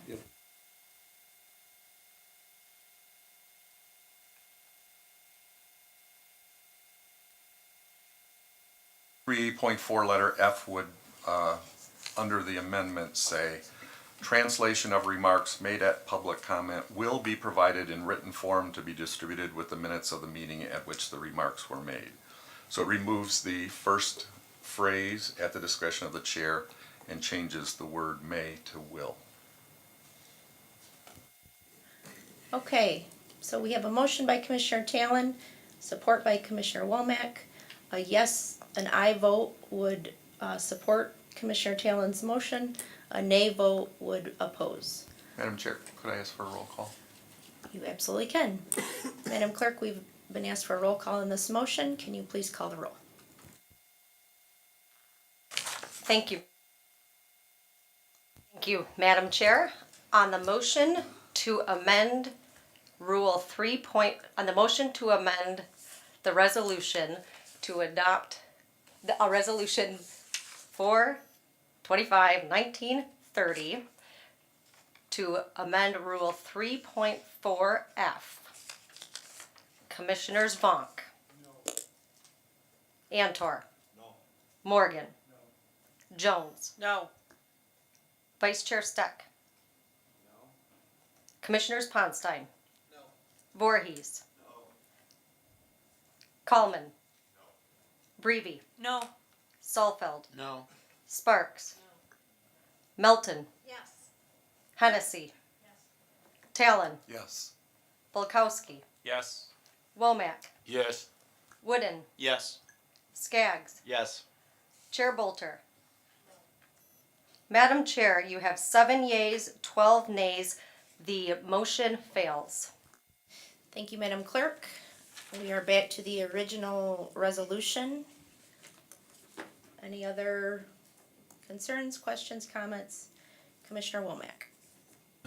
I'd just like to let the Hispanic community know I will be hiring a interpreter to be at every meeting I am at for the continuation of my term as a county commissioner here in Kent. And whatever those wages are, I'm not a millionaire. I don't get taxpayers' money. I get a little stipend from here, but I will be making sure we have an interpreter here. Cause, Thank you, Commissioner. and We need to keep that to the I miscellaneous. do believe that our standing rules that with Mr. Sawfield and our chair have worked on, you guys have done a tremendous job, and I do support the standing rules. Thank you, Commissioner. Commissioner Steck. Thank you, Chair. I wanted to clear the air. Commissioner Womack suggested that maybe I'm very upset. I'm not very upset about the issue dealing with whether or not commissioners ought to stay in their seats during the public comment. I do get very upset sometimes. It usually involves conversations about the Department of Human Services at the state, but I think you'll know it when I'm really upset. I simply assert that it is appropriate practice for us as commissioners during the public comment particularly to sit in the seat of an elected commissioner, and not to stand down and take the role of the public. That's what we're elected to do. We have plenty of opportunities to make comments and to address our colleagues. But during public comment, our role is to listen to the public. And I think that that can only be done if you sit in your seat and listen to them. I also would be concerned that if we did not restrict that, then really all of us will probably line up at the public comment and make sure that the rest of our colleagues hear what I have to say about these issues. So I do think it is the most appropriate rule to require us to remain in our seats as elected officials, listening to the public as they address us. Thank you, Commissioner Steck. Any other questions or comments on Resolution A? Commissioner Coleman. Thank you, Madam Chair. I do enjoy the irony of discussing standing rules about sitting.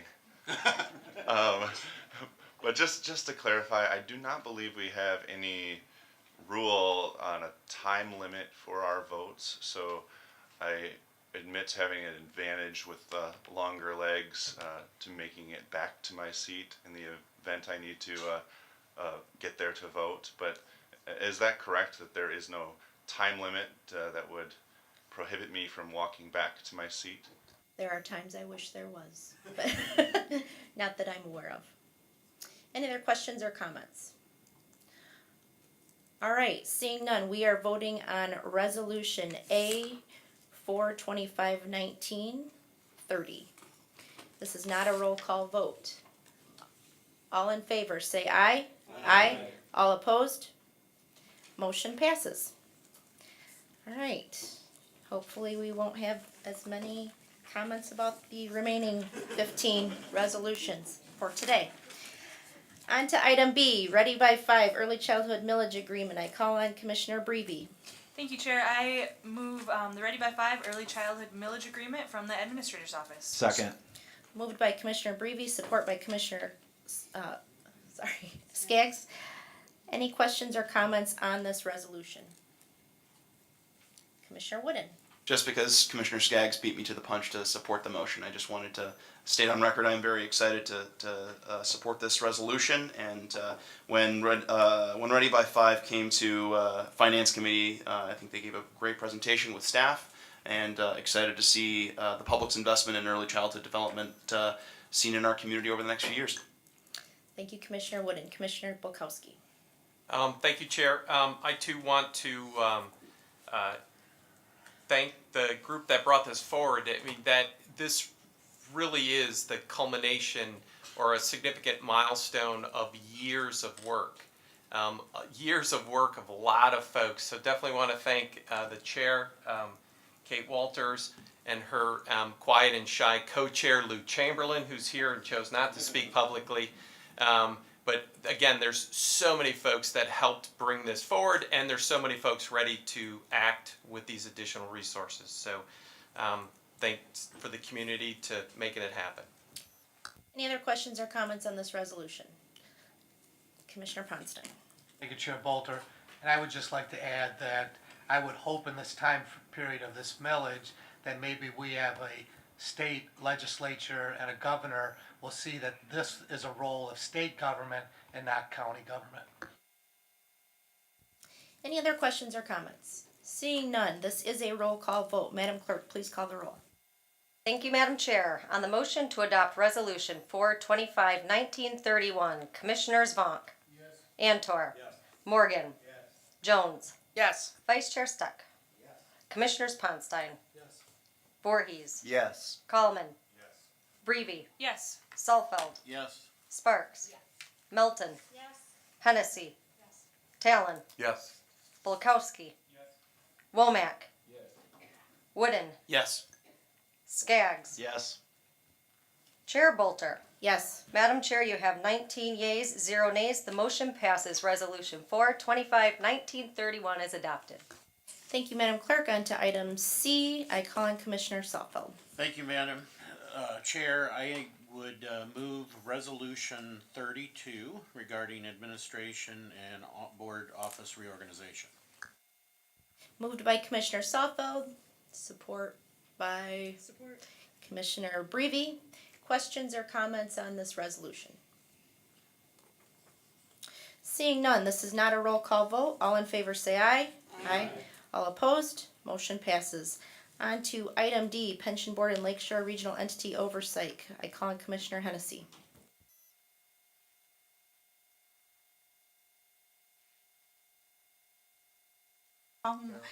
Okay, I move the resolution number 33 for the appointments to the Pension Board and the Lakeshore Regional Entity Oversight Policy Board. Moved by Support. Commissioner Hennessy, support by Commissioner Steck. This is not a roll call vote. All in favor say aye. Aye. All opposed, motion passes. On to Resolution E, 2019 Equalization Report. I call on Commissioner Brevy. Thank you, Chair. I move Resolution 34 of today's date, the equalization report from the Bureau of Equalization. Support. Moved by Commissioner Brevy, support by Commissioner Jones. Any questions or comments on Resolution 34 of today's date? Commissioner Talon. Madam Chair, just want to note and perhaps clarify the taxable value went up 5.81% or is going 5.81%. Just want to clarify that means we will have 5.81% more property tax revenue to look at for next year's budget. Is that correct?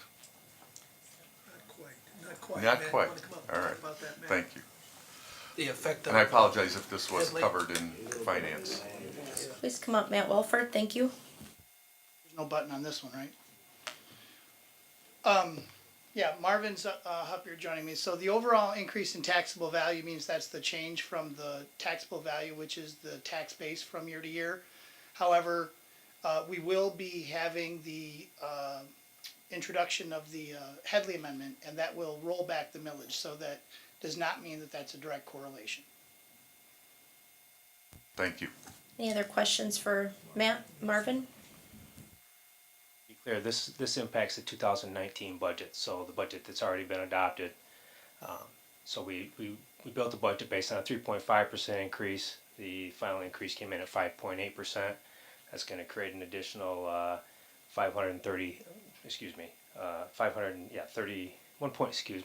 1.9 million dollars in revenue. And if it hadn't been for the Headley rollback, it'd have been another $520,000 in revenue. And that's a permanent reduction. Any other questions or comments? Seeing none, this is not a roll call vote. All in favor say aye. Aye. All opposed? Motion passes.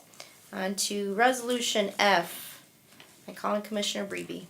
Thank you, Chair. I'd like to move Resolution 35 of today's date, the Michigan Association for Local Public Health Sustaining Community-Based Immunization Project Grant from the Health Department. Support. Moved by Commissioner Brevy, support by Commissioner Wooden. Questions or comments on this resolution? Commissioner Wooden. Thank you, Chair. Much to his surprise, I'm going to quote the wise words of Commissioner Morgan, who brought up that in committee that it is so very fitting during the current crisis involving the unfortunate measles outbreak that we're working to ensure that we're educating the public about the importance of vaccination. And also want to commend the work on of the health department to coordinate with the other county health departments to pool these resources together so that we can make a larger play on the importance of vaccination in our media market. So I'll be supporting this resolution and very thankful that the health department put this together. Thank you, Commissioner Wooden. Any other questions or comments? Commissioner Womack. I'd like to thank the health department also for all their work on this. And immunization is so important locally and nationally. There's a lot going on right now. I might discuss a little later, but just happy with their work. Thank you, Commissioner Womack. Commissioner Antor. Thank you, Madam Chair. Just I wanted to mention, I've been going to quite a few of the PFAS meetings, organizational meetings and so forth out in the community. And there's a lot of really upset people out there because their health has, been compromised in a lot of cases. But in spite of that, I continue to hear great things about our health department from these same folks. It's amazing because they have been overworked and they're kind of understaffed, but they have real passion for those people, and it shows through in their dealings with them because I hear it repeatedly. A lot of these people aren't happy with this organization, that organization. When it comes to the health department, it's been rock solid. So thank you very much to Adam London and his staff. Great. Any other commissioner comments? Commissioner Coleman.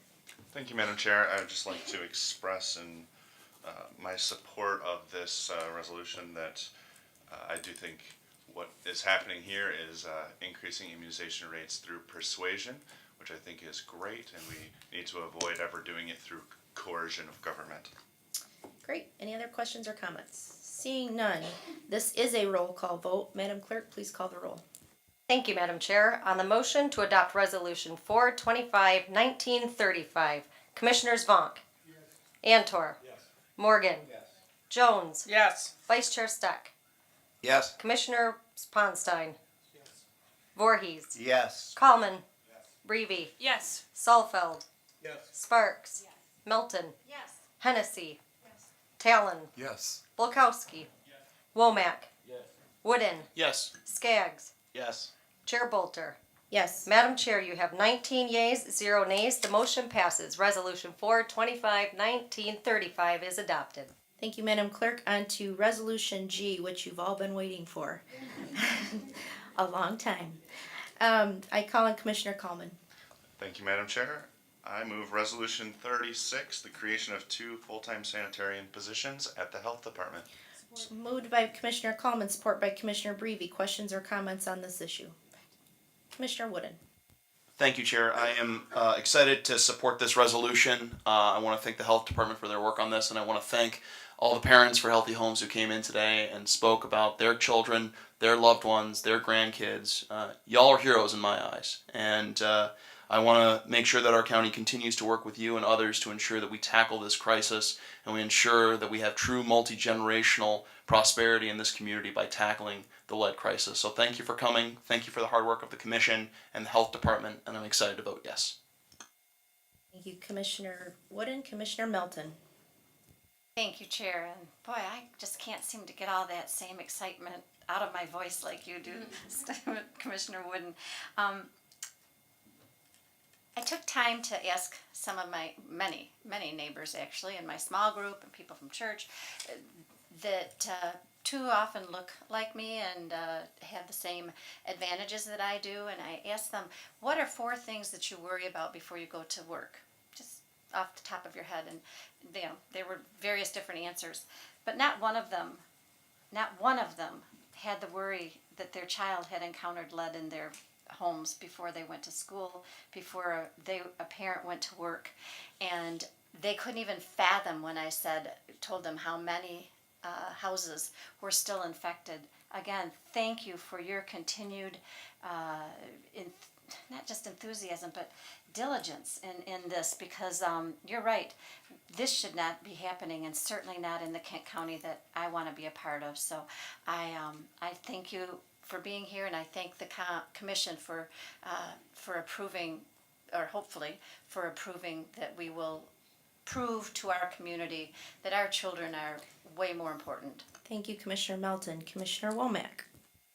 Yes, I want to thank everybody that came out and spoke during public comment. I know you had to get up very early to come down here to an 8:30 meeting, so it shows your commitment to the children of today and the children of the future. And this lead problem is definitely something I will be supporting, and want to thank the Health Department and Adam for setting up the meetings that they had with you throughout the time, and being able to come up with something that we can support today. Thank you. Thank you, Commissioner Womack. Commissioner Breivy. Thank you, Chair. I just wanted to, thank the parents for coming out today. I really appreciate your advocacy and all the efforts you're making on a daily basis to help clean up lead in our community. These 2 sanitarian positions are, they come out of a recommendation from the Lead Task Force that happened between 2017 and 2018. And so this is, just one piece of the puzzle. But I'm wondering, there's a lot more work to be done. So I'm wondering if maybe Adam could just quick highlight a few more things that are additional actions and some improvements that they're making. Adam, can you briefly and succinctly provide that highlight? Yeah, I'll be as brief and succinct as possible, and I also have excitement in my voice because the parents are exactly right. This is a serious problem. It's a persistent problem in our environment, and as a community, we've made a lot of progress in the past 20 years. back in the late 90s, we had over 40% of our kids with elevated levels of lead in their blood. Through a lot of great programming and policy change, that's come down over the course of the last couple of decades, down to about 6 or actually 5% 3 years ago, and then it bumped back up to 6.5%. And that's what caused Commissioner Salfeld to convene the task force. We're already making some progress there, and last year's numbers that we have are down to 4.7% of the kids who are tested having an elevated level of lead. So we're seeing some good results. The challenge is that those children that are still suffering the most are in our most socioeconomically distressed parts of our community. And that's where these sanitarians, along with one that you created earlier, and the environmental epidemiologist position that you created, and a couple of other positions that we're reassigning on our staff, are focusing their energy in order to bring that number down further in the areas that need help the most. We're also working, I'm excited to say, with the City of Grand Rapids to move a considerable amount of money from Medicaid to focus on community education outreach, focused on those highest risk communities. And we're going to be doing a ton of education and outreach and working in those homes, inspecting those homes, and working with the people who live there over the course of, well, from today moving forward, to do whatever we can to remove lead where it exists, to educate people on how to reduce their risks and their exposures in the home. And then also, you know, we're never going to be able to abate our way out of this problem. So how do we improve the education, but also how do we improve housing stock and availability in the community is a big issue that it really lies at the core of this problem as well. And that's something that collectively we all need to work on going forward. So I could go on and on, but I promise to be brief. So. Any other questions or comments on this issue? Commissioner Skaggs. Okay, so I've held off on the thank yous on some of the previous ones, but I do want to say thank you, especially to Wayman and the administration for working with the health department and using these funds specifically for this purpose.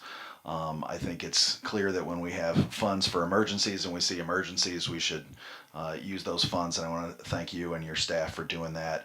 Of course, want to thank the advocates that came in from Healthy Homes. A great example, I think, of really strong and effective ways to advocate on your issue, as we previously had a discussion on that. So I want to thank you for the way, the intelligent, thoughtful, and wise way that you came before us to make your desires known. Also want to thank Commissioner Breivy for all the work that she did on the lead task force, and look forward to working with everyone to make sure that we keep implementing and moving forward, as she mentioned. Thanks. Commissioner Bolkowski. Thank you, Chair. Commissioner Breivy asked my question, so I will simply say, again, thank you for the hard work. Thank you for the folks that came out. However, 4 point whatever is still too many. We know, you know, the goal is 0. So keep the pressure on us to make sure we have the capacity and the resources to get to 0 as soon as possible. Thank you. Any other questions or comments? I just have a couple. Sorry to delay us. I was 2 years old, and I'm not that young, when we stopped using lead-based paint. And I'm pretty appalled that this is still a problem. So I think that our work today is reflective of this priority. I really want to thank Commissioner Breivy for all her work. And though we went down from 40 to 4, my suspicion is because we were successful, we're getting punished for that success. And that 4% is not a success to the parents of those children. So, having said all that, this is not a roll call vote. All in favor, please say aye. Aye. All opposed, motion passes. On to item H, Resolution H. I call on Commissioner Sparks. Thank you, Madam Chair. I'd like to move the resolution of 37. Part of the continuum of care, the United States Department of Housing and Urban Development has awarded funds to Kent County for sponsored-based rental assistance and tented-based rental assistance for homeless persons. The COC Care program is designed to link rental assistance to supportive services for hard-to-serve homeless individuals and families. Thank you, Commissioner Sparks. Moved by Commissioner Sparks, support by Support. Commissioner Bolkowski. This is a roll call vote. Is there any question? Commissioner Wooden. Thank you, Madam Chair. I apologize. I keep talking in each item, but I will be recusing myself from this vote as I did in Finance Committee.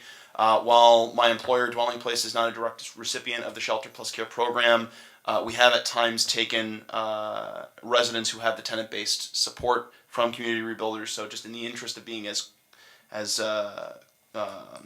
careful with recusals as possible, I will be abstaining from this vote. Thank you. Thank you, Commissioner Wooden. Any other questions or comments? Commissioner Talon. Thank you, Madam Chair. I just want to recognize the amazing work that Community Rebuilders does in this area.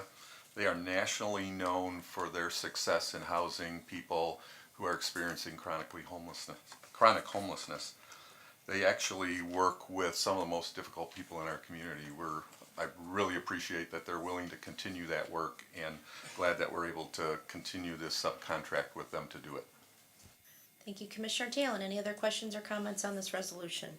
Seeing none, this is a roll call vote. Madam Clerk, please call the roll. Thank you, Madam Chair. On the motion to adopt Resolution 425-1937, Commissioners Vonk, Antor, Morgan, Jones, Yes. Vice Chair Steck, Yes. Commissioners Ponstein, Voorhees, Yes. Coleman, Breeby, Yes. Saalfeld, Yes. Sparks, Melton, Yes.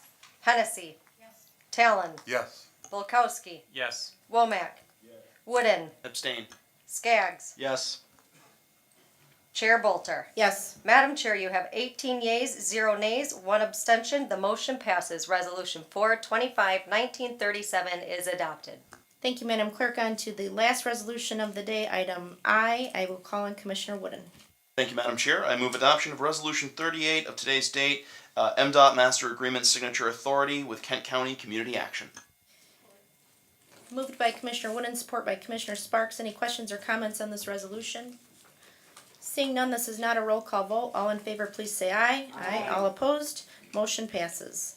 We are now on to item 9, 1-minute public comment. Any other public comment today? Please come forward.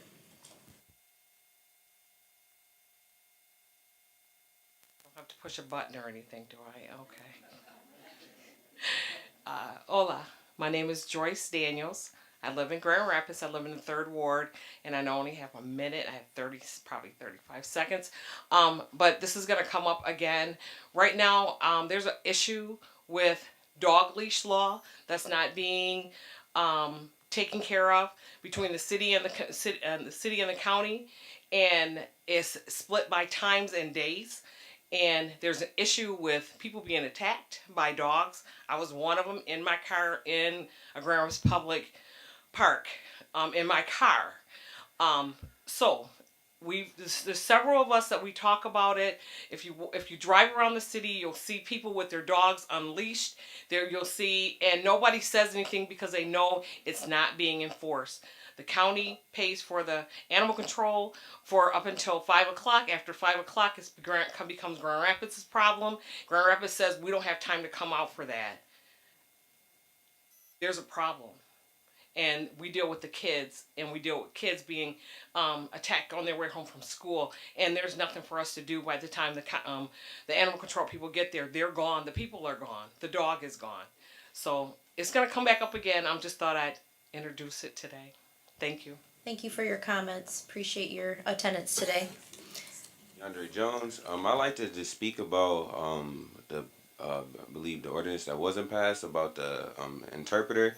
I actually volunteer for Justice for Our Neighbors, and so just because I go to the city commission meetings and a lot of the police brutality and things that's been going on, I believe in equality, and so me not knowing too much about law, I'm not a lawyer or anything, but I understand civil law, I understand people have human rights, and so I actually went and volunteered and worked with a Hispanic group of people that actually didn't know all of the work, and so I spoke English, and it was a Caucasian woman that actually spoke Spanish. And so I actually see why that interpreter is important, just because if there wasn't no interpreter and there wasn't somebody that could properly speak Spanish, or somebody, that people could be comfortable with, then things wouldn't have been done properly. They wouldn't have been able to get the proper resources they needed. So next time something like that happens, I will hope that you guys actually, think about it a little bit deeper. Appreciate it. Thank you for your comments and attendance today. Welcome. Bob Smith, Byron Center. Like the chairwoman, I was rather young when I recall hearing the grown-ups around me first talk about the concerns of lead-based paint and the older houses and the problems it was causing, and that was a very long time ago, and I find it very concerning that this is still an issue today.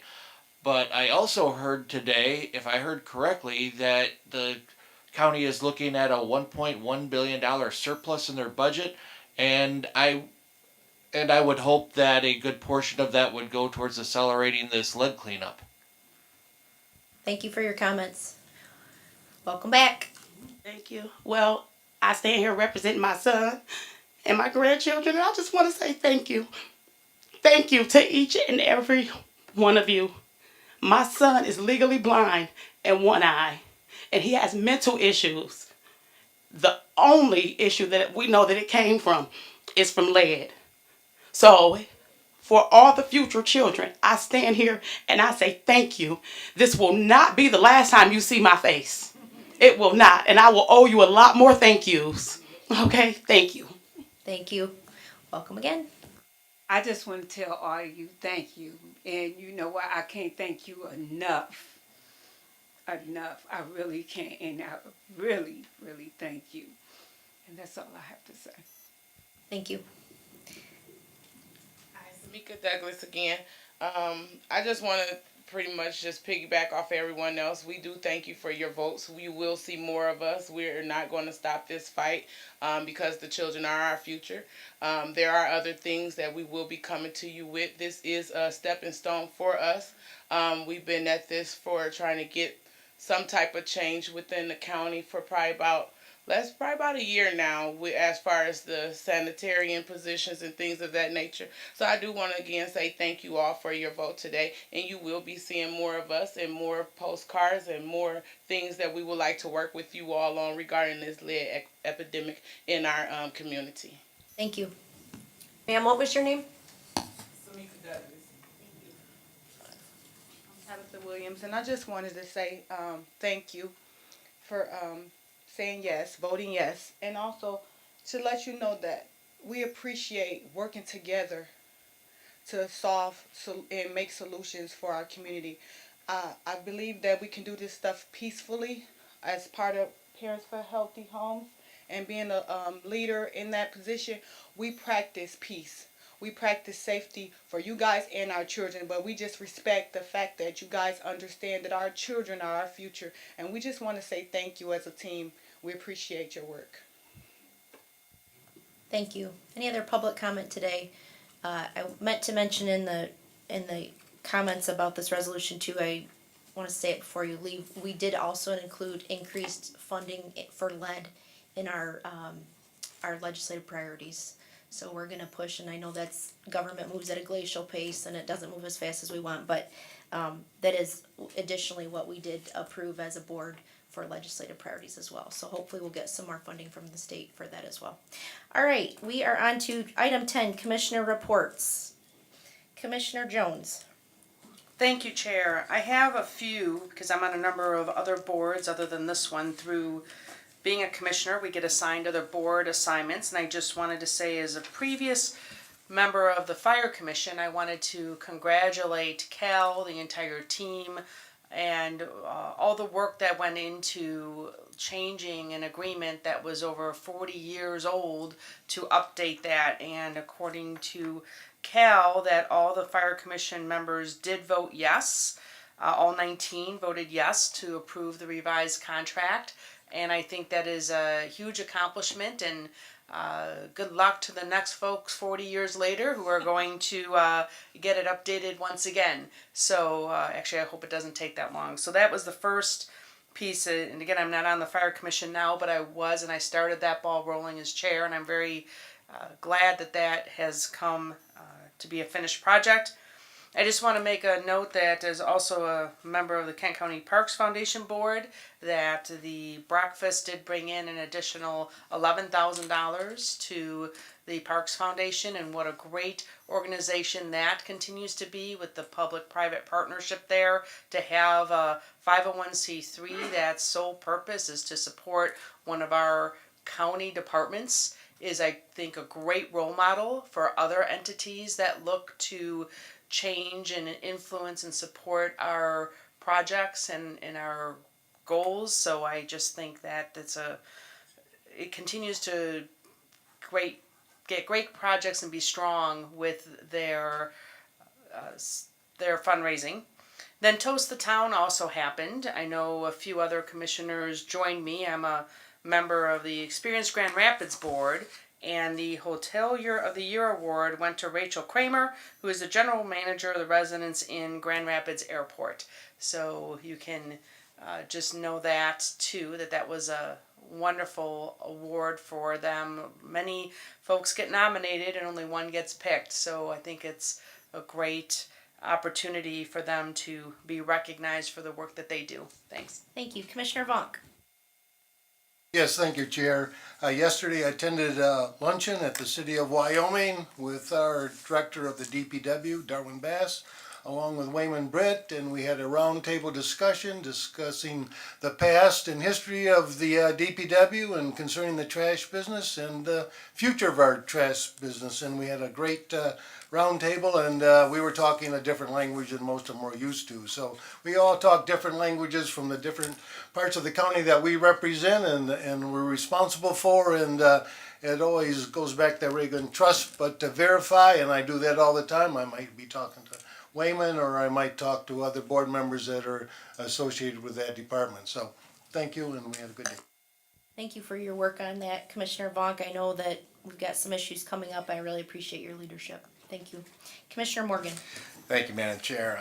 I'm willing to yield a little bit of time to Vice Chair Steck because I don't know if you're going to want to follow this report on the airport. No. Apparently will. So anyway, I had an airport board meeting yesterday. I would like to report that we're up 10% over last year's 16% increase in business. We are really looking into some capital projects out there, like I mentioned before, about additional 8 gates to Concourse A, an FIS building to get into the customs for international flights. So the beat goes on at the airport, and I'm really happy to announce we've had a great response to our open CEO position, and we have a lot of diverse, qualified candidates that have applied, and we're going to start working through that to get a CEO on board. And so stay tuned. I have one more report on the proofs of concepts meeting that I'm on. I don't know if you got my cliff notes from the last meeting because Pam was going on vacation. Thank you, Pam, for sending that out. It was our third meeting. We're trying to go through the data now, the data points, to see if there is any support. I attended that meeting with our county administrator, Wayman Britt, and I really appreciated him being there because he has a real presence when he walks into the room, and it's real helpful. And I'll try and get some cliff notes back together and send them out to my colleagues so we can all be on the same page as we work through this. Thank you. Remind everyone the proof of concept is the potential hotel going at the area. Thanks for that. Thank you. Let's talk about speaking different languages. Commissioner Steck. Thank you, Chair. I just want to report first that my personal use of the airport went up 75% last month. So, we appreciate that. Yeah, you're welcome. Unfortunately, we continue to experience significant instability in the world of public behavioral health. Notwithstanding, there are 9 of 10 PHPs around the state who will report significant operating deficits for 2018. 4 of them of which will have lost or exhausted all of their available resources. The state apparently has once again determined to put notice to the LRE that they intend to terminate that contract. So while we are the only entity to have designed a new approach to how we provide these services, we still are in the fray. So stay tuned. You no doubt will hear more about that over the course of the next couple of weeks or months. Thank you for all your work on that, Commissioner Steck. Any other reports? All right, moving on to item 11, miscellaneous. Commissioner Breeby. Thank you, Chair. I just have a couple brief things. First of all, the Sports Commission annual luncheon is on May 21 at the JW Marriott, and our speaker is going to be Alan Trammell, and he'll be introduced by Kirk Gibson. So it'll be a very special event, and if you'd like more information on how you can attend, talk to either myself or Diane, since we both serve on the board. And another thing too, at 12 o'clock in just a short time, if you enjoy spending time with me and Commissioner Melton, we have the CHAC meeting, Community Health Advisory.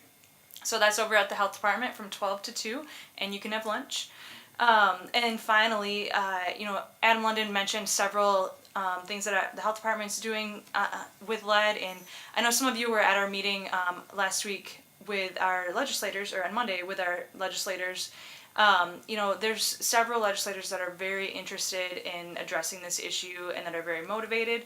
So I think, continuing to engage them in these conversations, how we can make a difference and by partnering with them at the state level and even, at the federal level to maybe get some funding and just generate some new ideas on how we can reduce the amount of lead in our community. Thank you, Commissioner Breeby. Any other Commissioner miscellaneous? Commissioner Ponstein.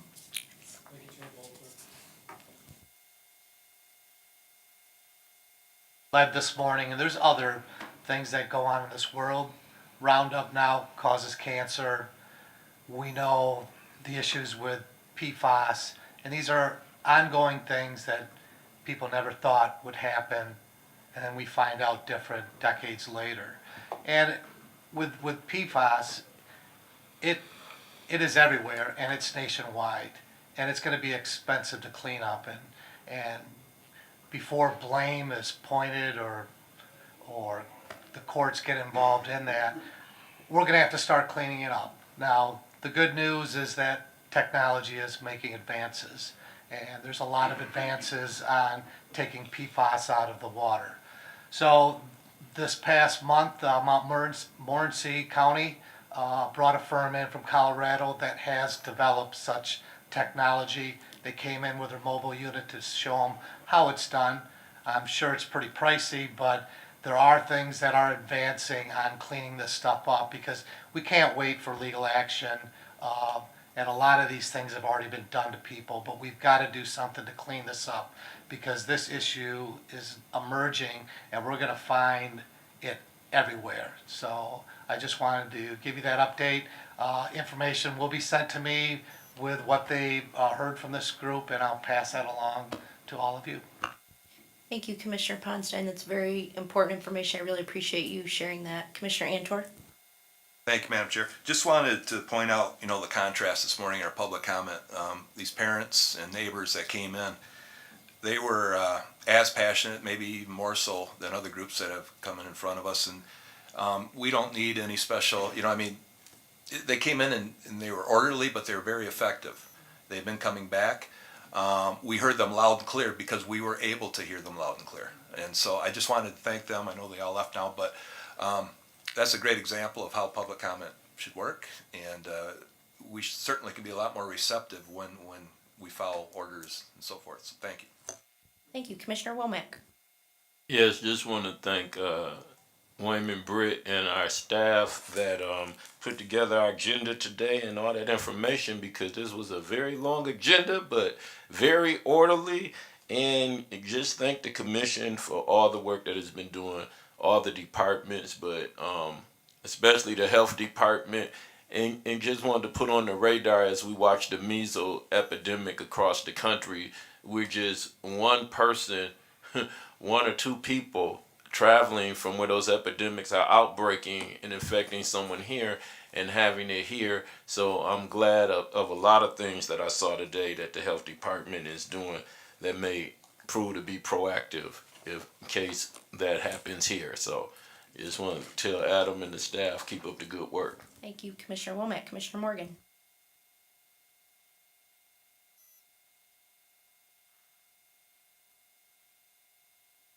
Forgot to mention that we are making progress on the tower at the airport. It's the oldest tower in the country. I want to thank my colleagues for getting Senator Peters involved. We hope to have him out at the airport. We are making progress, and it's going to be a heavy lift. We need all hands on deck.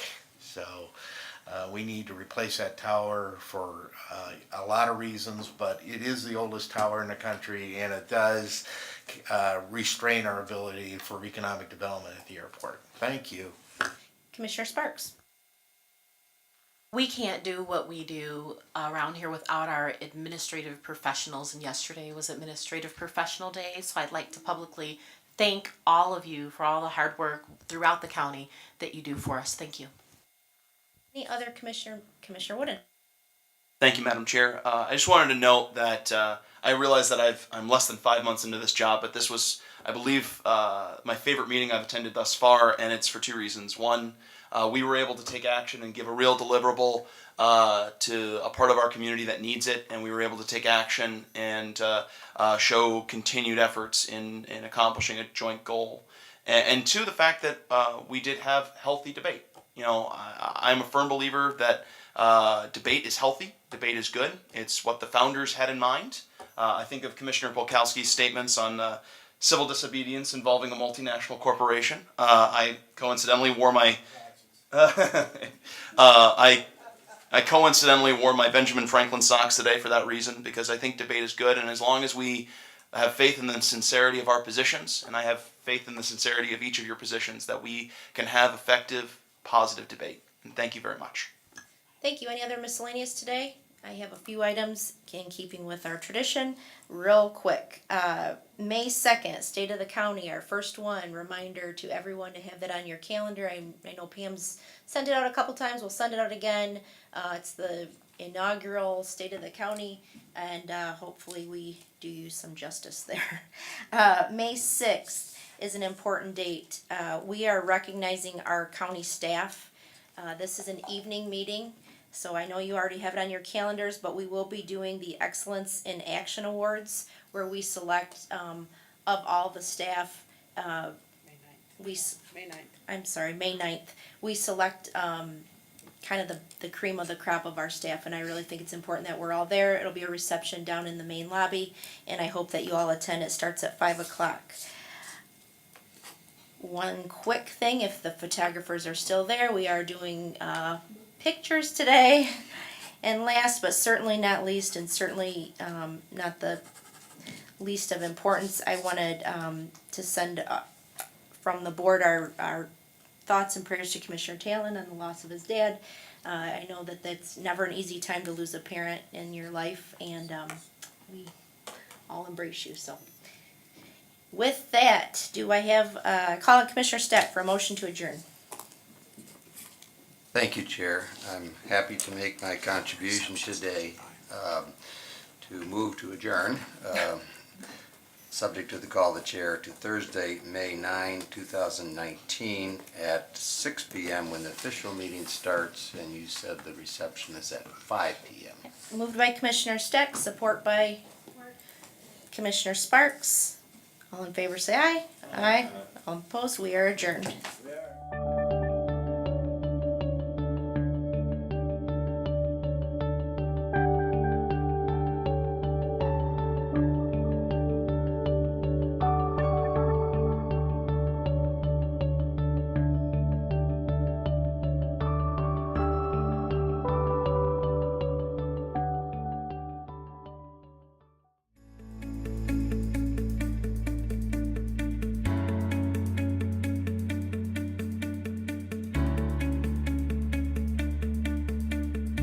I am Kent County. I am Kent County. I am Kent County. We are Kent County. We are Kent County. We are Kent County. We are Kent County. We are Kent County.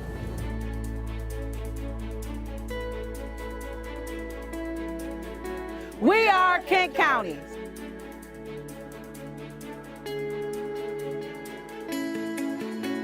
We are Kent County.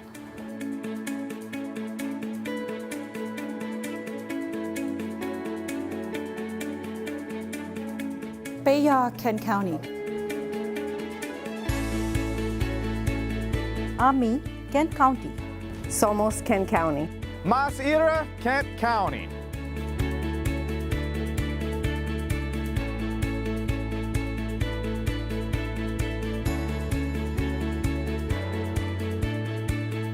We are Kent County. We are Kent County. We are Kent County.